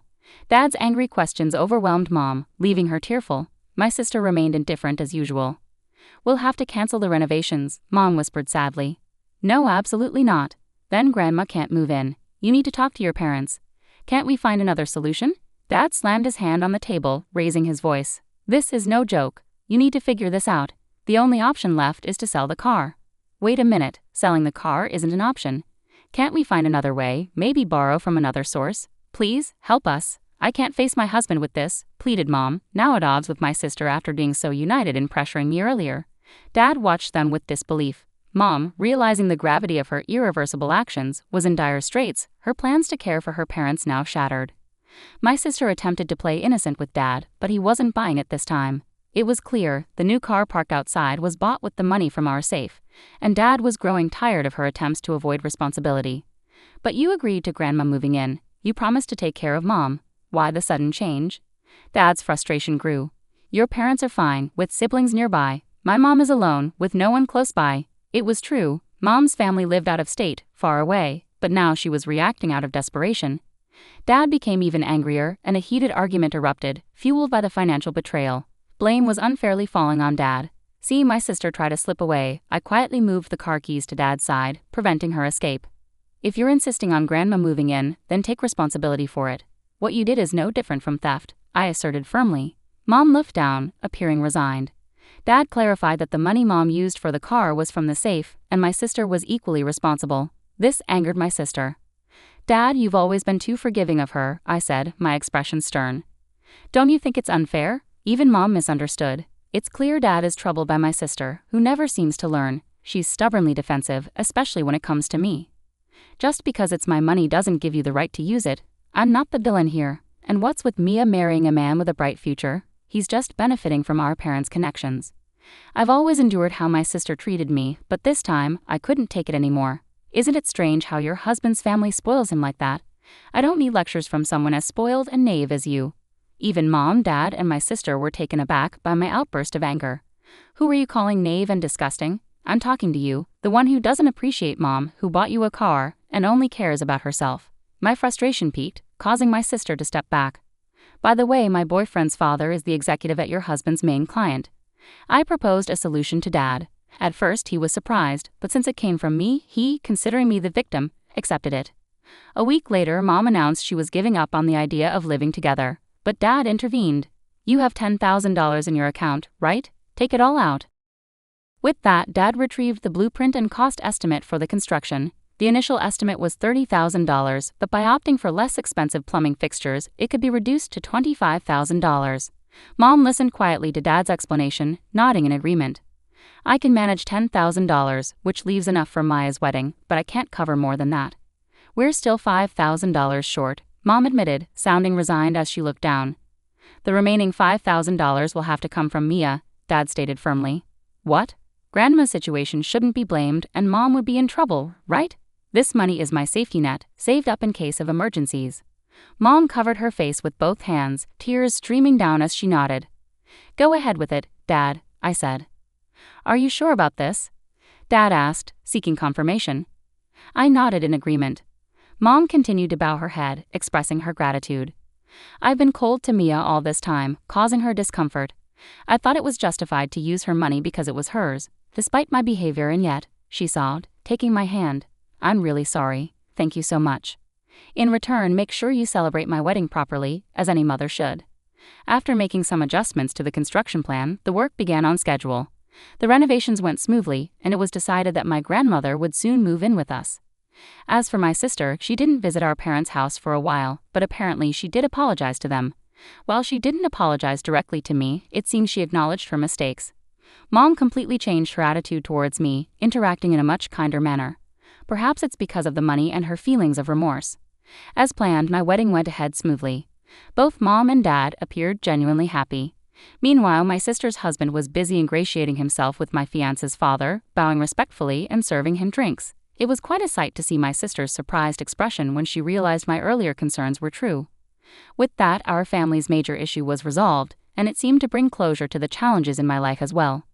Interestingly, during the wedding, when a picture of my sister lovingly doting on me as a baby was projected, it seemed my sister quietly shed a few tears. A funeral dress with a skirt that's too revealing makes me angry. It seems like you're trying to attract men by wearing it. I'm tired of my husband's unfair thoughts. I want a divorce. I'm leaving this house. My name is Kate, and I'm 40 years old. I love chocolate a lot and often end up eating a whole family-sized bar by myself without realizing it. I used to fight with my sister over chocolate when we were younger. Looking back, I wasn't always a mature big sister, but I've seen adults who act even less mature than I did when I was 25. Back then, I had just married my husband Kevin, who worked at a bank. We met through a friend and got married after about 6 months of dating. Everyone thought I had a perfect life. But things changed after we got married. Every day, when Kevin came home from work, I would greet him and ask about dinner. If it wasn't ready, he'd get upset. So, I made sure to come home before him, cook dinner, and clean up. It was a bit annoying, but Kevin's good salary allowed us to live in a nice house and have a comfortable life. I thought it was normal to have little arguments in a marriage, so I didn't pay much attention to it. But Kevin's behavior kept getting worse. Despite being married, I still visited my parents often, especially to see my 14-year-old sister who was much younger than me. Since our parents worked a lot, I felt like I raised her most of the time. It wasn't because my parents ignored her, but because I loved her so much and wanted to take care of her. My sister was often sick and had to stay in the hospital. Sometimes the doctors would say she might not make it through the night. Thinking about losing her made me love her even more. That's why even after I got married, I continued to visit my sister when she was out of school. But my husband didn't like it. He would say things like, "Who is more important, me or your sister? When a woman gets married, she should focus on her husband's family. My mother never acted like this. You're not doing your duty as a wife." He'd go on like this for almost an hour.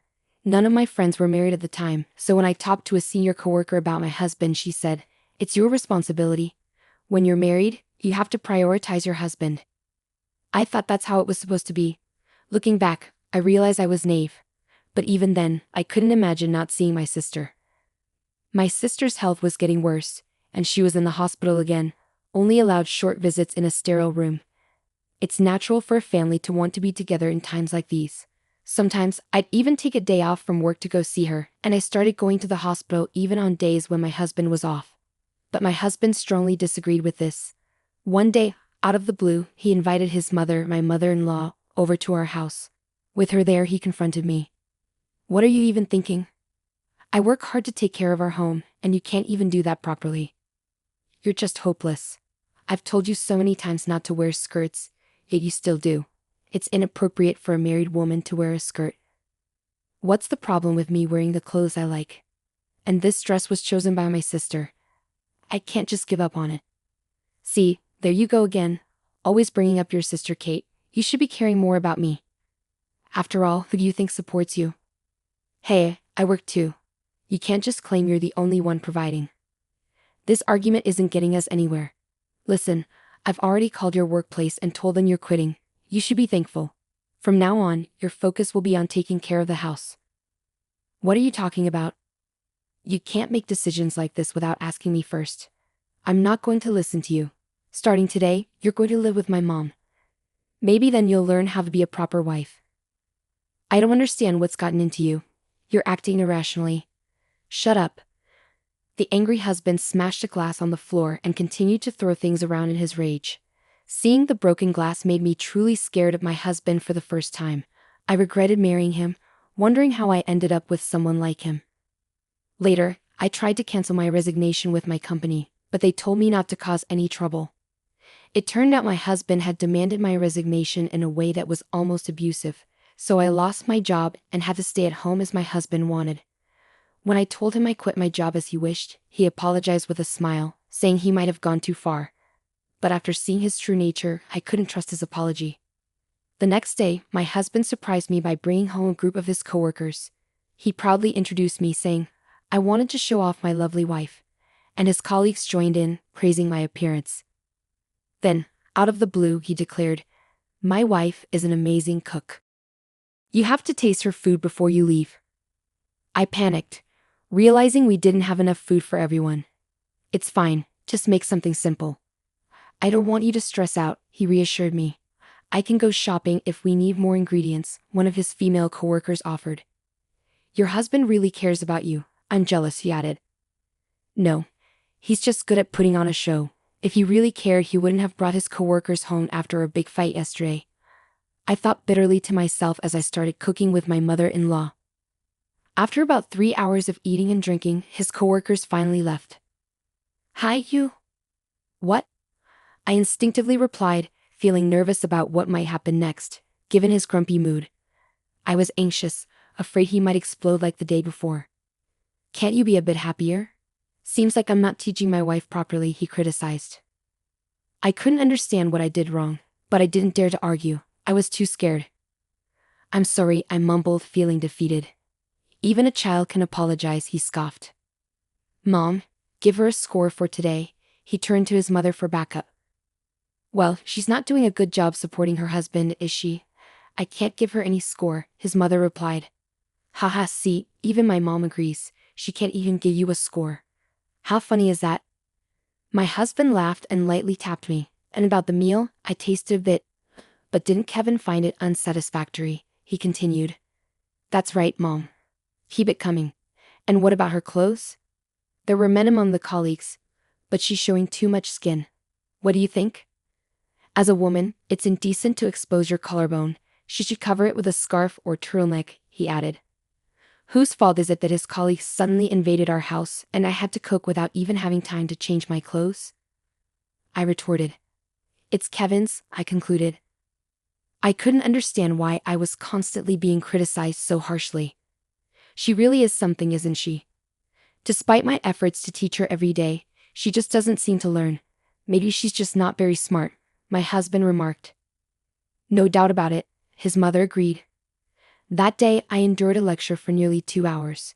By the time I finally got a chance to take a bath and go to sleep, it was almost 4 a.m. I had to wake up soon to prepare my husband's lunchbox, so I decided to skip sleep altogether. Despite everything, my husband continued to try to teach me a lesson, especially when I kept visiting my younger sister. About a month and a half later, I received the heartbreaking news of my sister's passing. "I wished it was a lie," I murmured, desperately hoping that my mother's announcement of my sister's passing was just a cruel joke. I had been warned countless times about my sister's critical condition, and I had even shared what I thought would be my last moments with her. I thought I was prepared, but my heart couldn't accept the reality. She was only 14 years old. I questioned whether my sister, who endured painful treatments and constant hospital stays, had truly found happiness in her life. As her older sister, had I been able to bring her joy? However, the last expression I saw on her face in the hospital was a smile. It seemed she hadn't suffered. "You fought bravely and you did your best. Thank you for everything," I whispered through tears as I hugged my sister and bid her a final farewell. The funeral passed in a blur, and I realized I hadn't been home for several days. I informed my husband about my sister's passing, but as expected, he didn't bother to attend the funeral. Instead, he said something hurtful like, "You should prioritize me over the dead." Unable to bear such cruel words at such a time of grief, I ignored him and hung up the phone. When I finally returned home, weighed down by sorrow, my husband and mother-in-law were waiting for me at the door, looking stern and unwelcoming. "You're quite late, aren't you?" my husband remarked. "A family member has passed away. I couldn't just come back in a few hours. How can you accuse me of lying so easily?" I replied, feeling hurt and frustrated. "What? Are you going through a rebellious phase? Always lying and defying me. Whose wife do you think you are?" he retorted. Wait a minute, my sister really did die. It's not a lie, I insisted. I wonder. Even though you haven't greeted me at the door in days, even if you're wearing a skirted suit now, it's hard to believe you, he replied dismissively. Why is it hard to believe? I asked, confused and upset. If you truly love your husband, you should be able to do it. It's your duty as a wife to welcome your husband home. My husband scolded me, accusing me of being incompetent, and don't even think about denying it. Are you having an affair? What? No matter how many times I tell you, he dressed provocatively, and the other day you were flirting with my colleague. You're just interested in other men, aren't you? What a disgraceful woman, he continued, hurling hurtful accusations at me. What the heck? I started to argue back, fueled by anger and forgetting my fear of my husband. But then it happened. Divorce, huh? Fine by me. Someone as frivolous as Kate isn't fit for Kevin, right? My mother-in-law chimed in.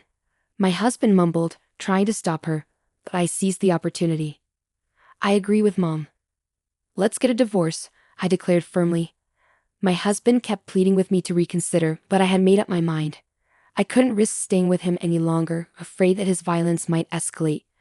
This was my chance, and I was certain it was the right time to end our marriage. So I quickly packed my things and left the house. My husband kept insisting, if you apologize, I'll forgive you.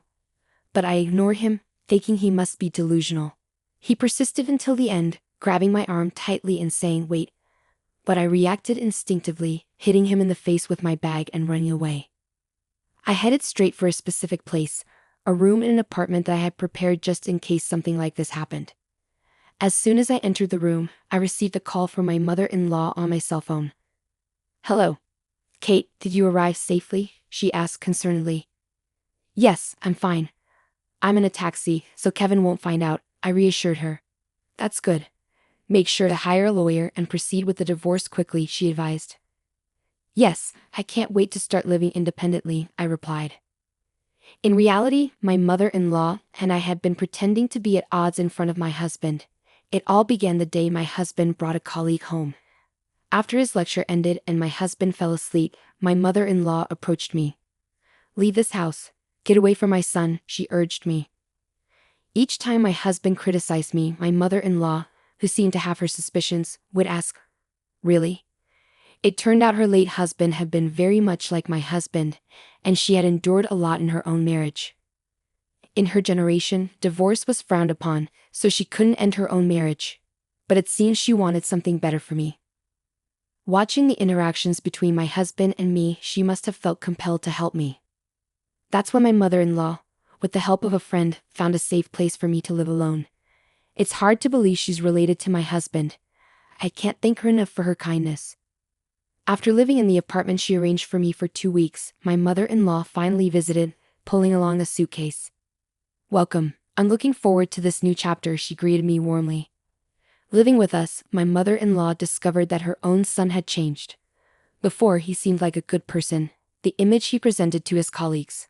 My mother-in-law blamed herself, believing that his behavior was influenced by his father's genes or things he witnessed during his childhood. For me, regardless of the reasons behind his behavior, I believe the real issue lies in his inability as an adult to control his emotions.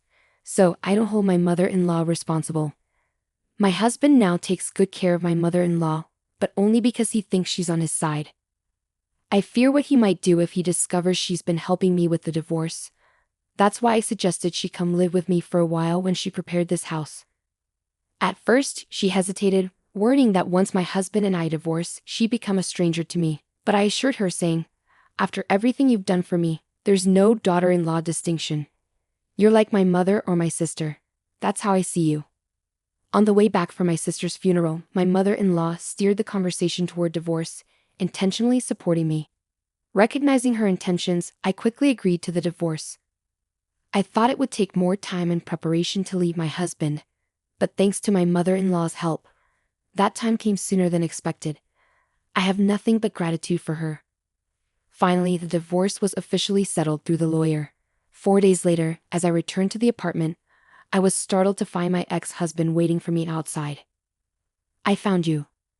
You're trying to trick me, he accused loudly. Does he know about what happened? I wondered silently, trying to remain composed. What do you want now? I asked, keeping my voice steady. It's your fault that the credit card and bank account balances have decreased, he blamed me. What are you talking about? I don't understand, I replied, feigning innocence. In truth, before the divorce, I was using my husband's credit card to gradually buy furniture for this house. I also quietly withdrew money from the bank account. It was all part of my plan, I confessed. When I discussed this with my mother-in-law, she encouraged me to go ahead with it, so I emptied the account without any hesitation. The reason why my unemployed mother-in-law and I can live comfortably, enjoying tea parties every night, is because of this money. That's my money. You can't just do whatever you want without facing the consequences, he shouted angrily. Remember the money we have? It's from the credit card we got after we got married and the money we saved together. Since we're married, it's both of ours, I explained, smiling at him. Suddenly, my mother-in-law returns from shopping and says, "Oh, you found out, didn't you?" Surprised, my ex-husband stands speechless behind me. "Hey, you're back," I greet my mother-in-law, trying to keep things normal. "What? Why is Mom here?" my husband asks, confused. "Well, because we're living together," I respond, with my husband still puzzled and my mother-in-law acting like it's no big deal. "So, you lied about going back to your parents' house, and why are you living with Kate, not me?" he questions. "I'm lost," Kevin admits. "Well, I've lost hope in you, Kevin," his mother replies. "What? But I'm the one who helped Kate get away," Kevin protests. "Actually, Kevin, Kate and I had already planned to split up before you even knew about it," his mother reveals. "But Mom, you were saying terrible things about Kate."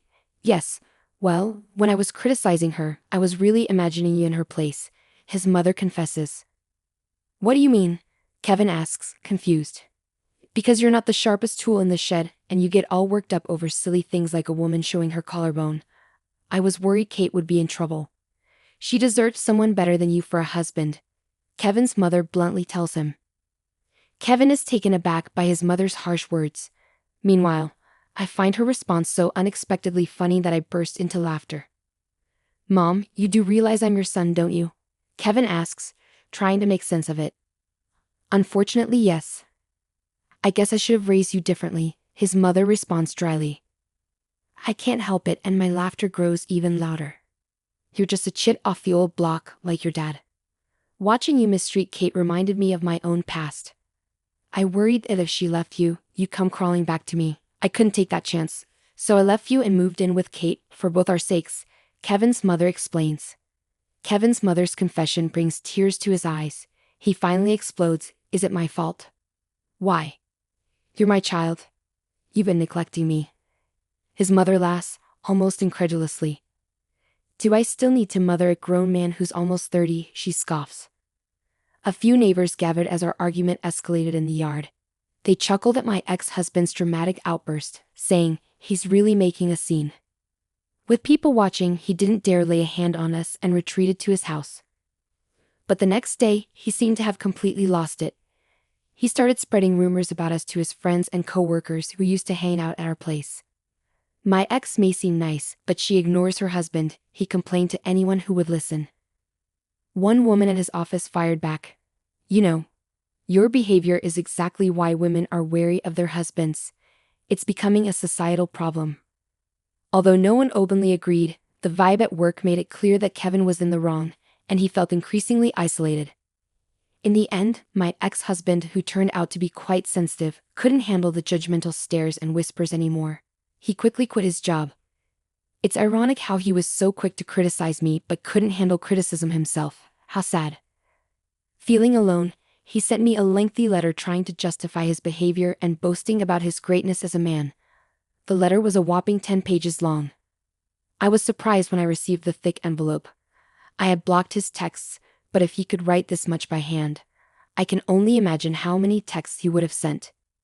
His final line was, "If you ever miss me, feel free to contact me." So I playfully replied, "Then please go ahead with the property division." That sparked another big argument. I used to be afraid when we lived together, but not anymore. I stood my ground with my lawyer. Even before his mother suggested I leave, I had secretly been recording his behavior at home, preparing for a divorce. All those months enduring his hurtful words paid off. With the evidence, I successfully sorted out the property division. After that, I moved out from living with my ex-mother-in-law when I found a new job. It was still close enough for a reasonable commute. Surprisingly, she had found herself a boyfriend. It turned out the person who introduced us to the apartment was her new beau. She left with him, holding hands, and said, "Come visit us once we're settled."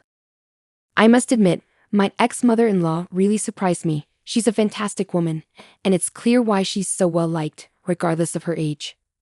As for me, I spent my best years focused on work after changing careers, thinking I might have missed my chance for remarriage. However, I started joining regular online gatherings with my colleagues. This gave me more opportunities to casually exchange contact info with people I didn't usually talk to, including a director from another department who showed interest in me.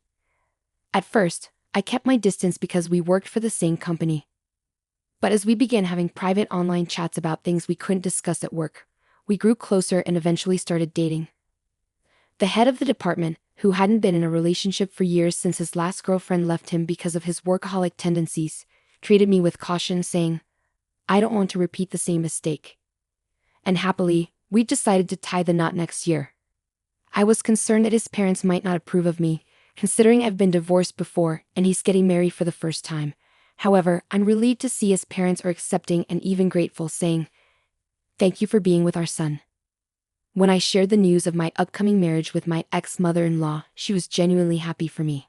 Oh, and about my ex-husband, it seems he found a job at a different bank and got remarried. But knowing his personality, it's likely he's been divorced again. That makes it 3 divorces now.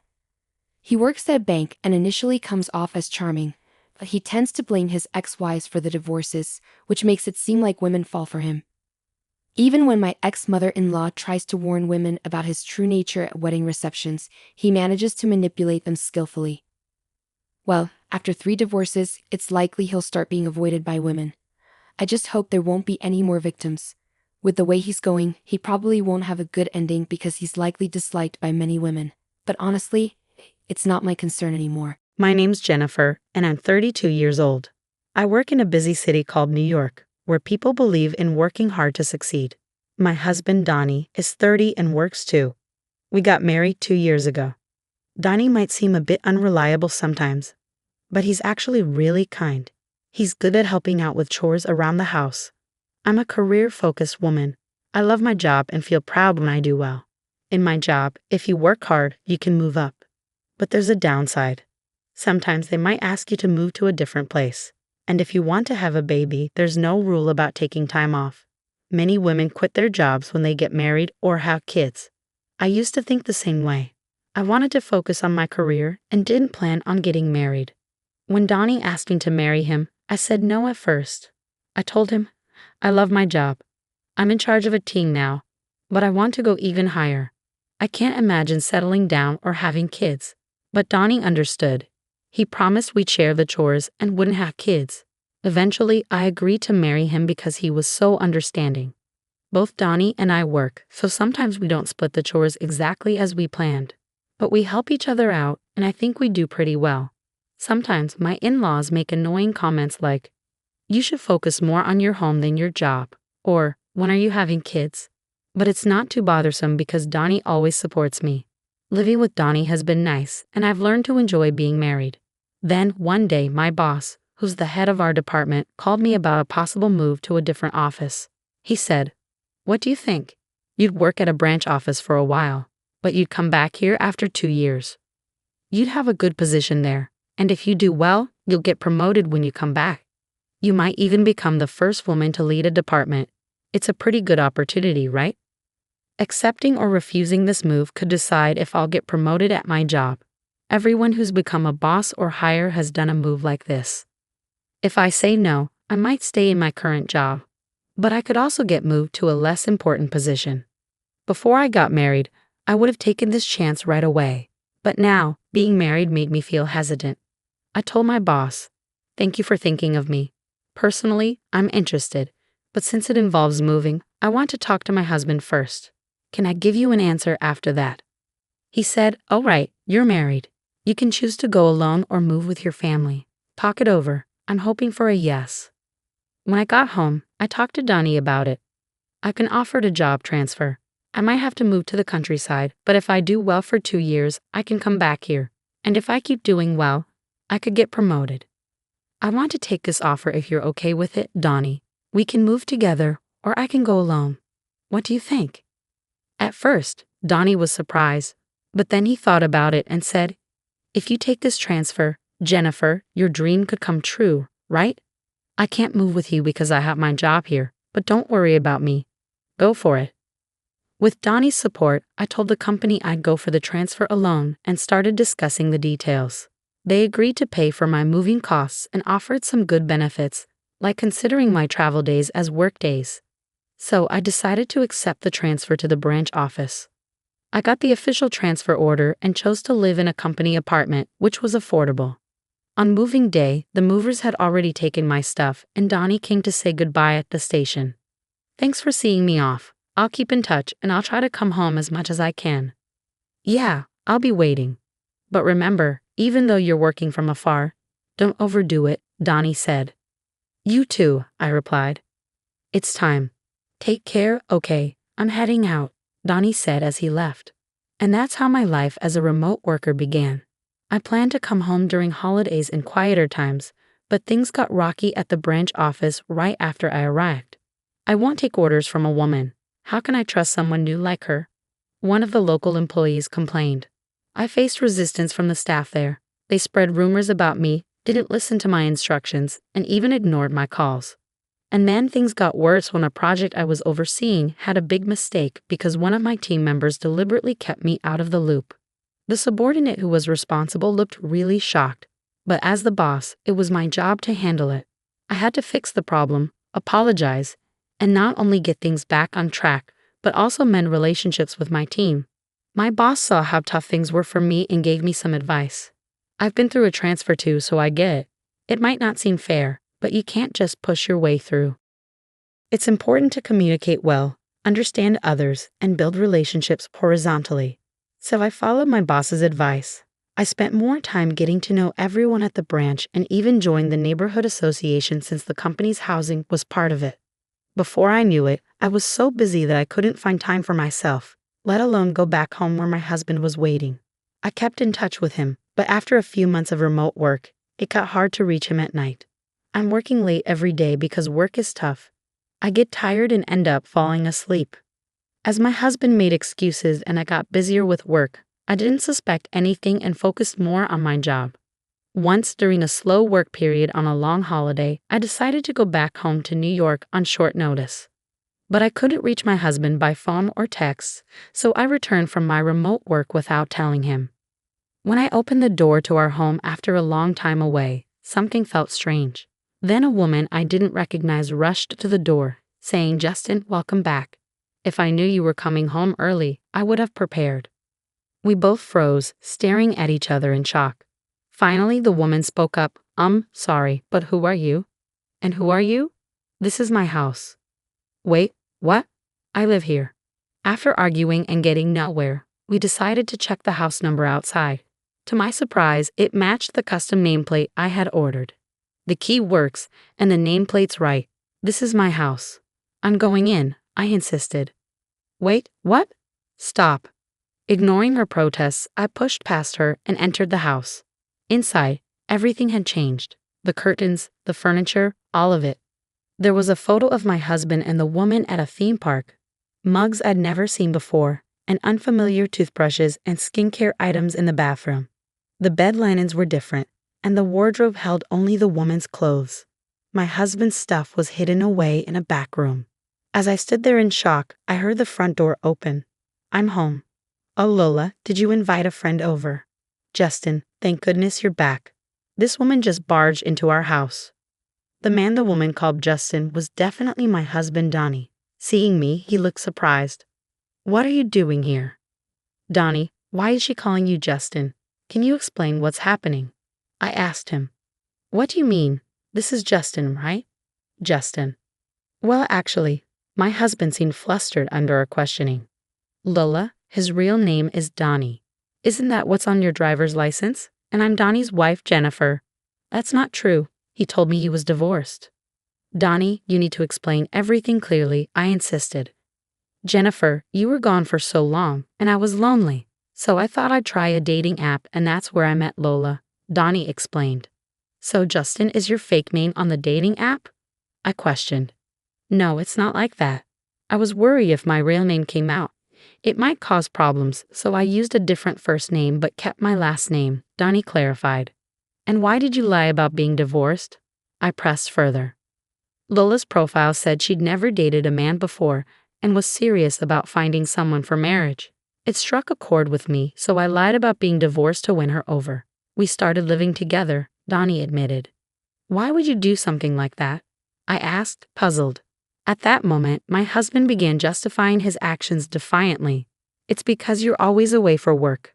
It's natural for a man to want companionship. We've been living separate lives because of your job and the long hours. I just wanted a warm home where my wife would be there with dinner when I got back. I was shocked to hear this, as I always thought my husband understood and supported my career, but that doesn't excuse what you did. What you did was wrong. If you wanted to be with someone else, you should have ended our marriage first. Why didn't you do the right thing? I cared about both of you. I never wanted to leave either of you. After everything you've done, I was bound to find out when I came back. It's unbelievable that you thought you could deceive me like this. Well, it's your fault for not keeping your promise and coming back. If you had, I wouldn't have even thought about cheating. What on earth? I've told you how hard work has been, and you still did this. I yelled, feeling a mix of anger and hurt. Our argument escalated into a shouting match, with the woman my husband cheated with standing there, looking stunned. She realized she'd been tricked by a married man into his mess. So everything was a lie. You played me for a fool. I'm leaving right now, she exclaimed. Lola, wait, it's not what you think, my husband pleaded, but it was too late. My husband tried to stop the other woman from leaving, but she brushed him off, repulsed. Don't touch me with your filthy hands. I can't believe a single word you say. She cursed before storming out, packing her things and leaving for her parents' house. Furious with my husband, I decided to take action against his betrayal. Gathering evidence, I brought it back with me when I returned to work. The first thing I did was hire a detective to look into my husband's mistress. The investigation revealed that she was the daughter of an executive at a company partnered with my husband's workplace. I had a lawyer send proof of the affair to both my husband's home and the other woman's parents. When my husband received the documents, he protested, saying he didn't want a divorce. So I prepared for a tough legal battle, even considering going to court. The other woman's family contacted my lawyer, and we arranged to meet at their office. They apologized to me, and the other woman admitted her wrongdoing. We're truly sorry. Our daughter caused you so much trouble, and we didn't even know about it. She's always been very sheltered and naive about the world. We've been trying to arrange a marriage for her, but she wanted a more free-spirited love. She met your husband without our knowledge and got carried away without knowing who he really was. She thought she found a divorced man on a dating app and wanted to move in with him. We told her to stop seeing him, but she didn't listen. She was so caught up in her fantasies that she ran away from home to be with him. Our daughter was shocked to find out she was the other woman and blames herself. She's getting therapy now. We're willing to pay you $50,000 as a settlement and hope you'll keep this matter private. The other woman and her parents shook my hand firmly. I understand your apology, but I have one condition. I'm preparing for a divorce, but my husband won't agree. If you're willing to cooperate and provide testimony if this goes to trial, then I'll accept the settlement. Okay, we'll cooperate, but we don't want our daughter to have a permanent record of this. Is there any other way we can help punish him? Well, it just so happens that his workplace is our client. In an unexpected turn of events, the woman my husband cheated with and I teamed up. We planned to give him a taste of his own medicine. His workplace was about to face a crisis because he had upset an executive at one of their client companies. And guess who would take the fall? Only my husband. Meanwhile, back at home, his parents were trying to reach out to him, unaware of the chaos. Jennifer isn't answering our calls, and she won't call back either. Is she so caught up in work that she forgot about us? When is she coming back? We miss seeing our grandchild, his mother said. Mom, you don't get it. I cheated on Jennifer while she was away, and now it looks like we're headed for divorce, my husband confessed. His mother replied, that woman who puts work before her husband is to blame. Maybe it's better if you end things with Jennifer and get back together with the woman you cheated with. My in-laws seemed to think that the other woman's family had more money than ours, so they sided with my husband and his lover, attacking me relentlessly. They called me repeatedly, but I blocked their calls. Then they started calling me at work. When I refused to talk to them, they showed up at my workplace, causing a scene. Let go of our son. It's because of you being such a career-focused woman that our son cheated. He'd be happier with his lover, so stop interfering, they demanded. What are you even saying? I want to divorce Donnie. He's the one refusing. Plus, the woman he cheated with doesn't want him back. He tricked the daughter of a big-shot executive into dating him, and they're furious. It's going to be a big mess, I explained. Once they realized their son had angered an important client, my in-laws suddenly changed sides and tried to be nice to me. We had no idea it was this serious. We must have misunderstood. We're sorry. Our son messed up, but he feels bad. You'll forgive him, right, Jennifer? They pleaded. I have to decline. You just insulted me, and now you're asking for forgiveness? Please leave, I told them firmly. When they refused to leave, I had security escort them out. Because of the scene they caused, my company decided to sue them for disrupting business. After all the drama, I finally got the compensation from my husband and got the divorce. The other woman's family also demanded compensation for their daughter's suffering and therapy costs. With the loss of his job and having to pay hefty settlements, my husband was now in deep debt. He couldn't afford to quit, and he was trapped. 2 years had passed since my assignment started. When everything settled down, I finished my assignment successfully and was getting ready to go back to the main office. My hard work paid off, and I got promoted to department manager. If I hadn't taken the assignment, I might still be stuck in a loveless marriage. But I realize now that a man like him would have cheated sooner or later, and I would have clashed with his parents anyway. I've learned that I'm better suited for work than family life, and I'm incredibly fulfilled and happy now.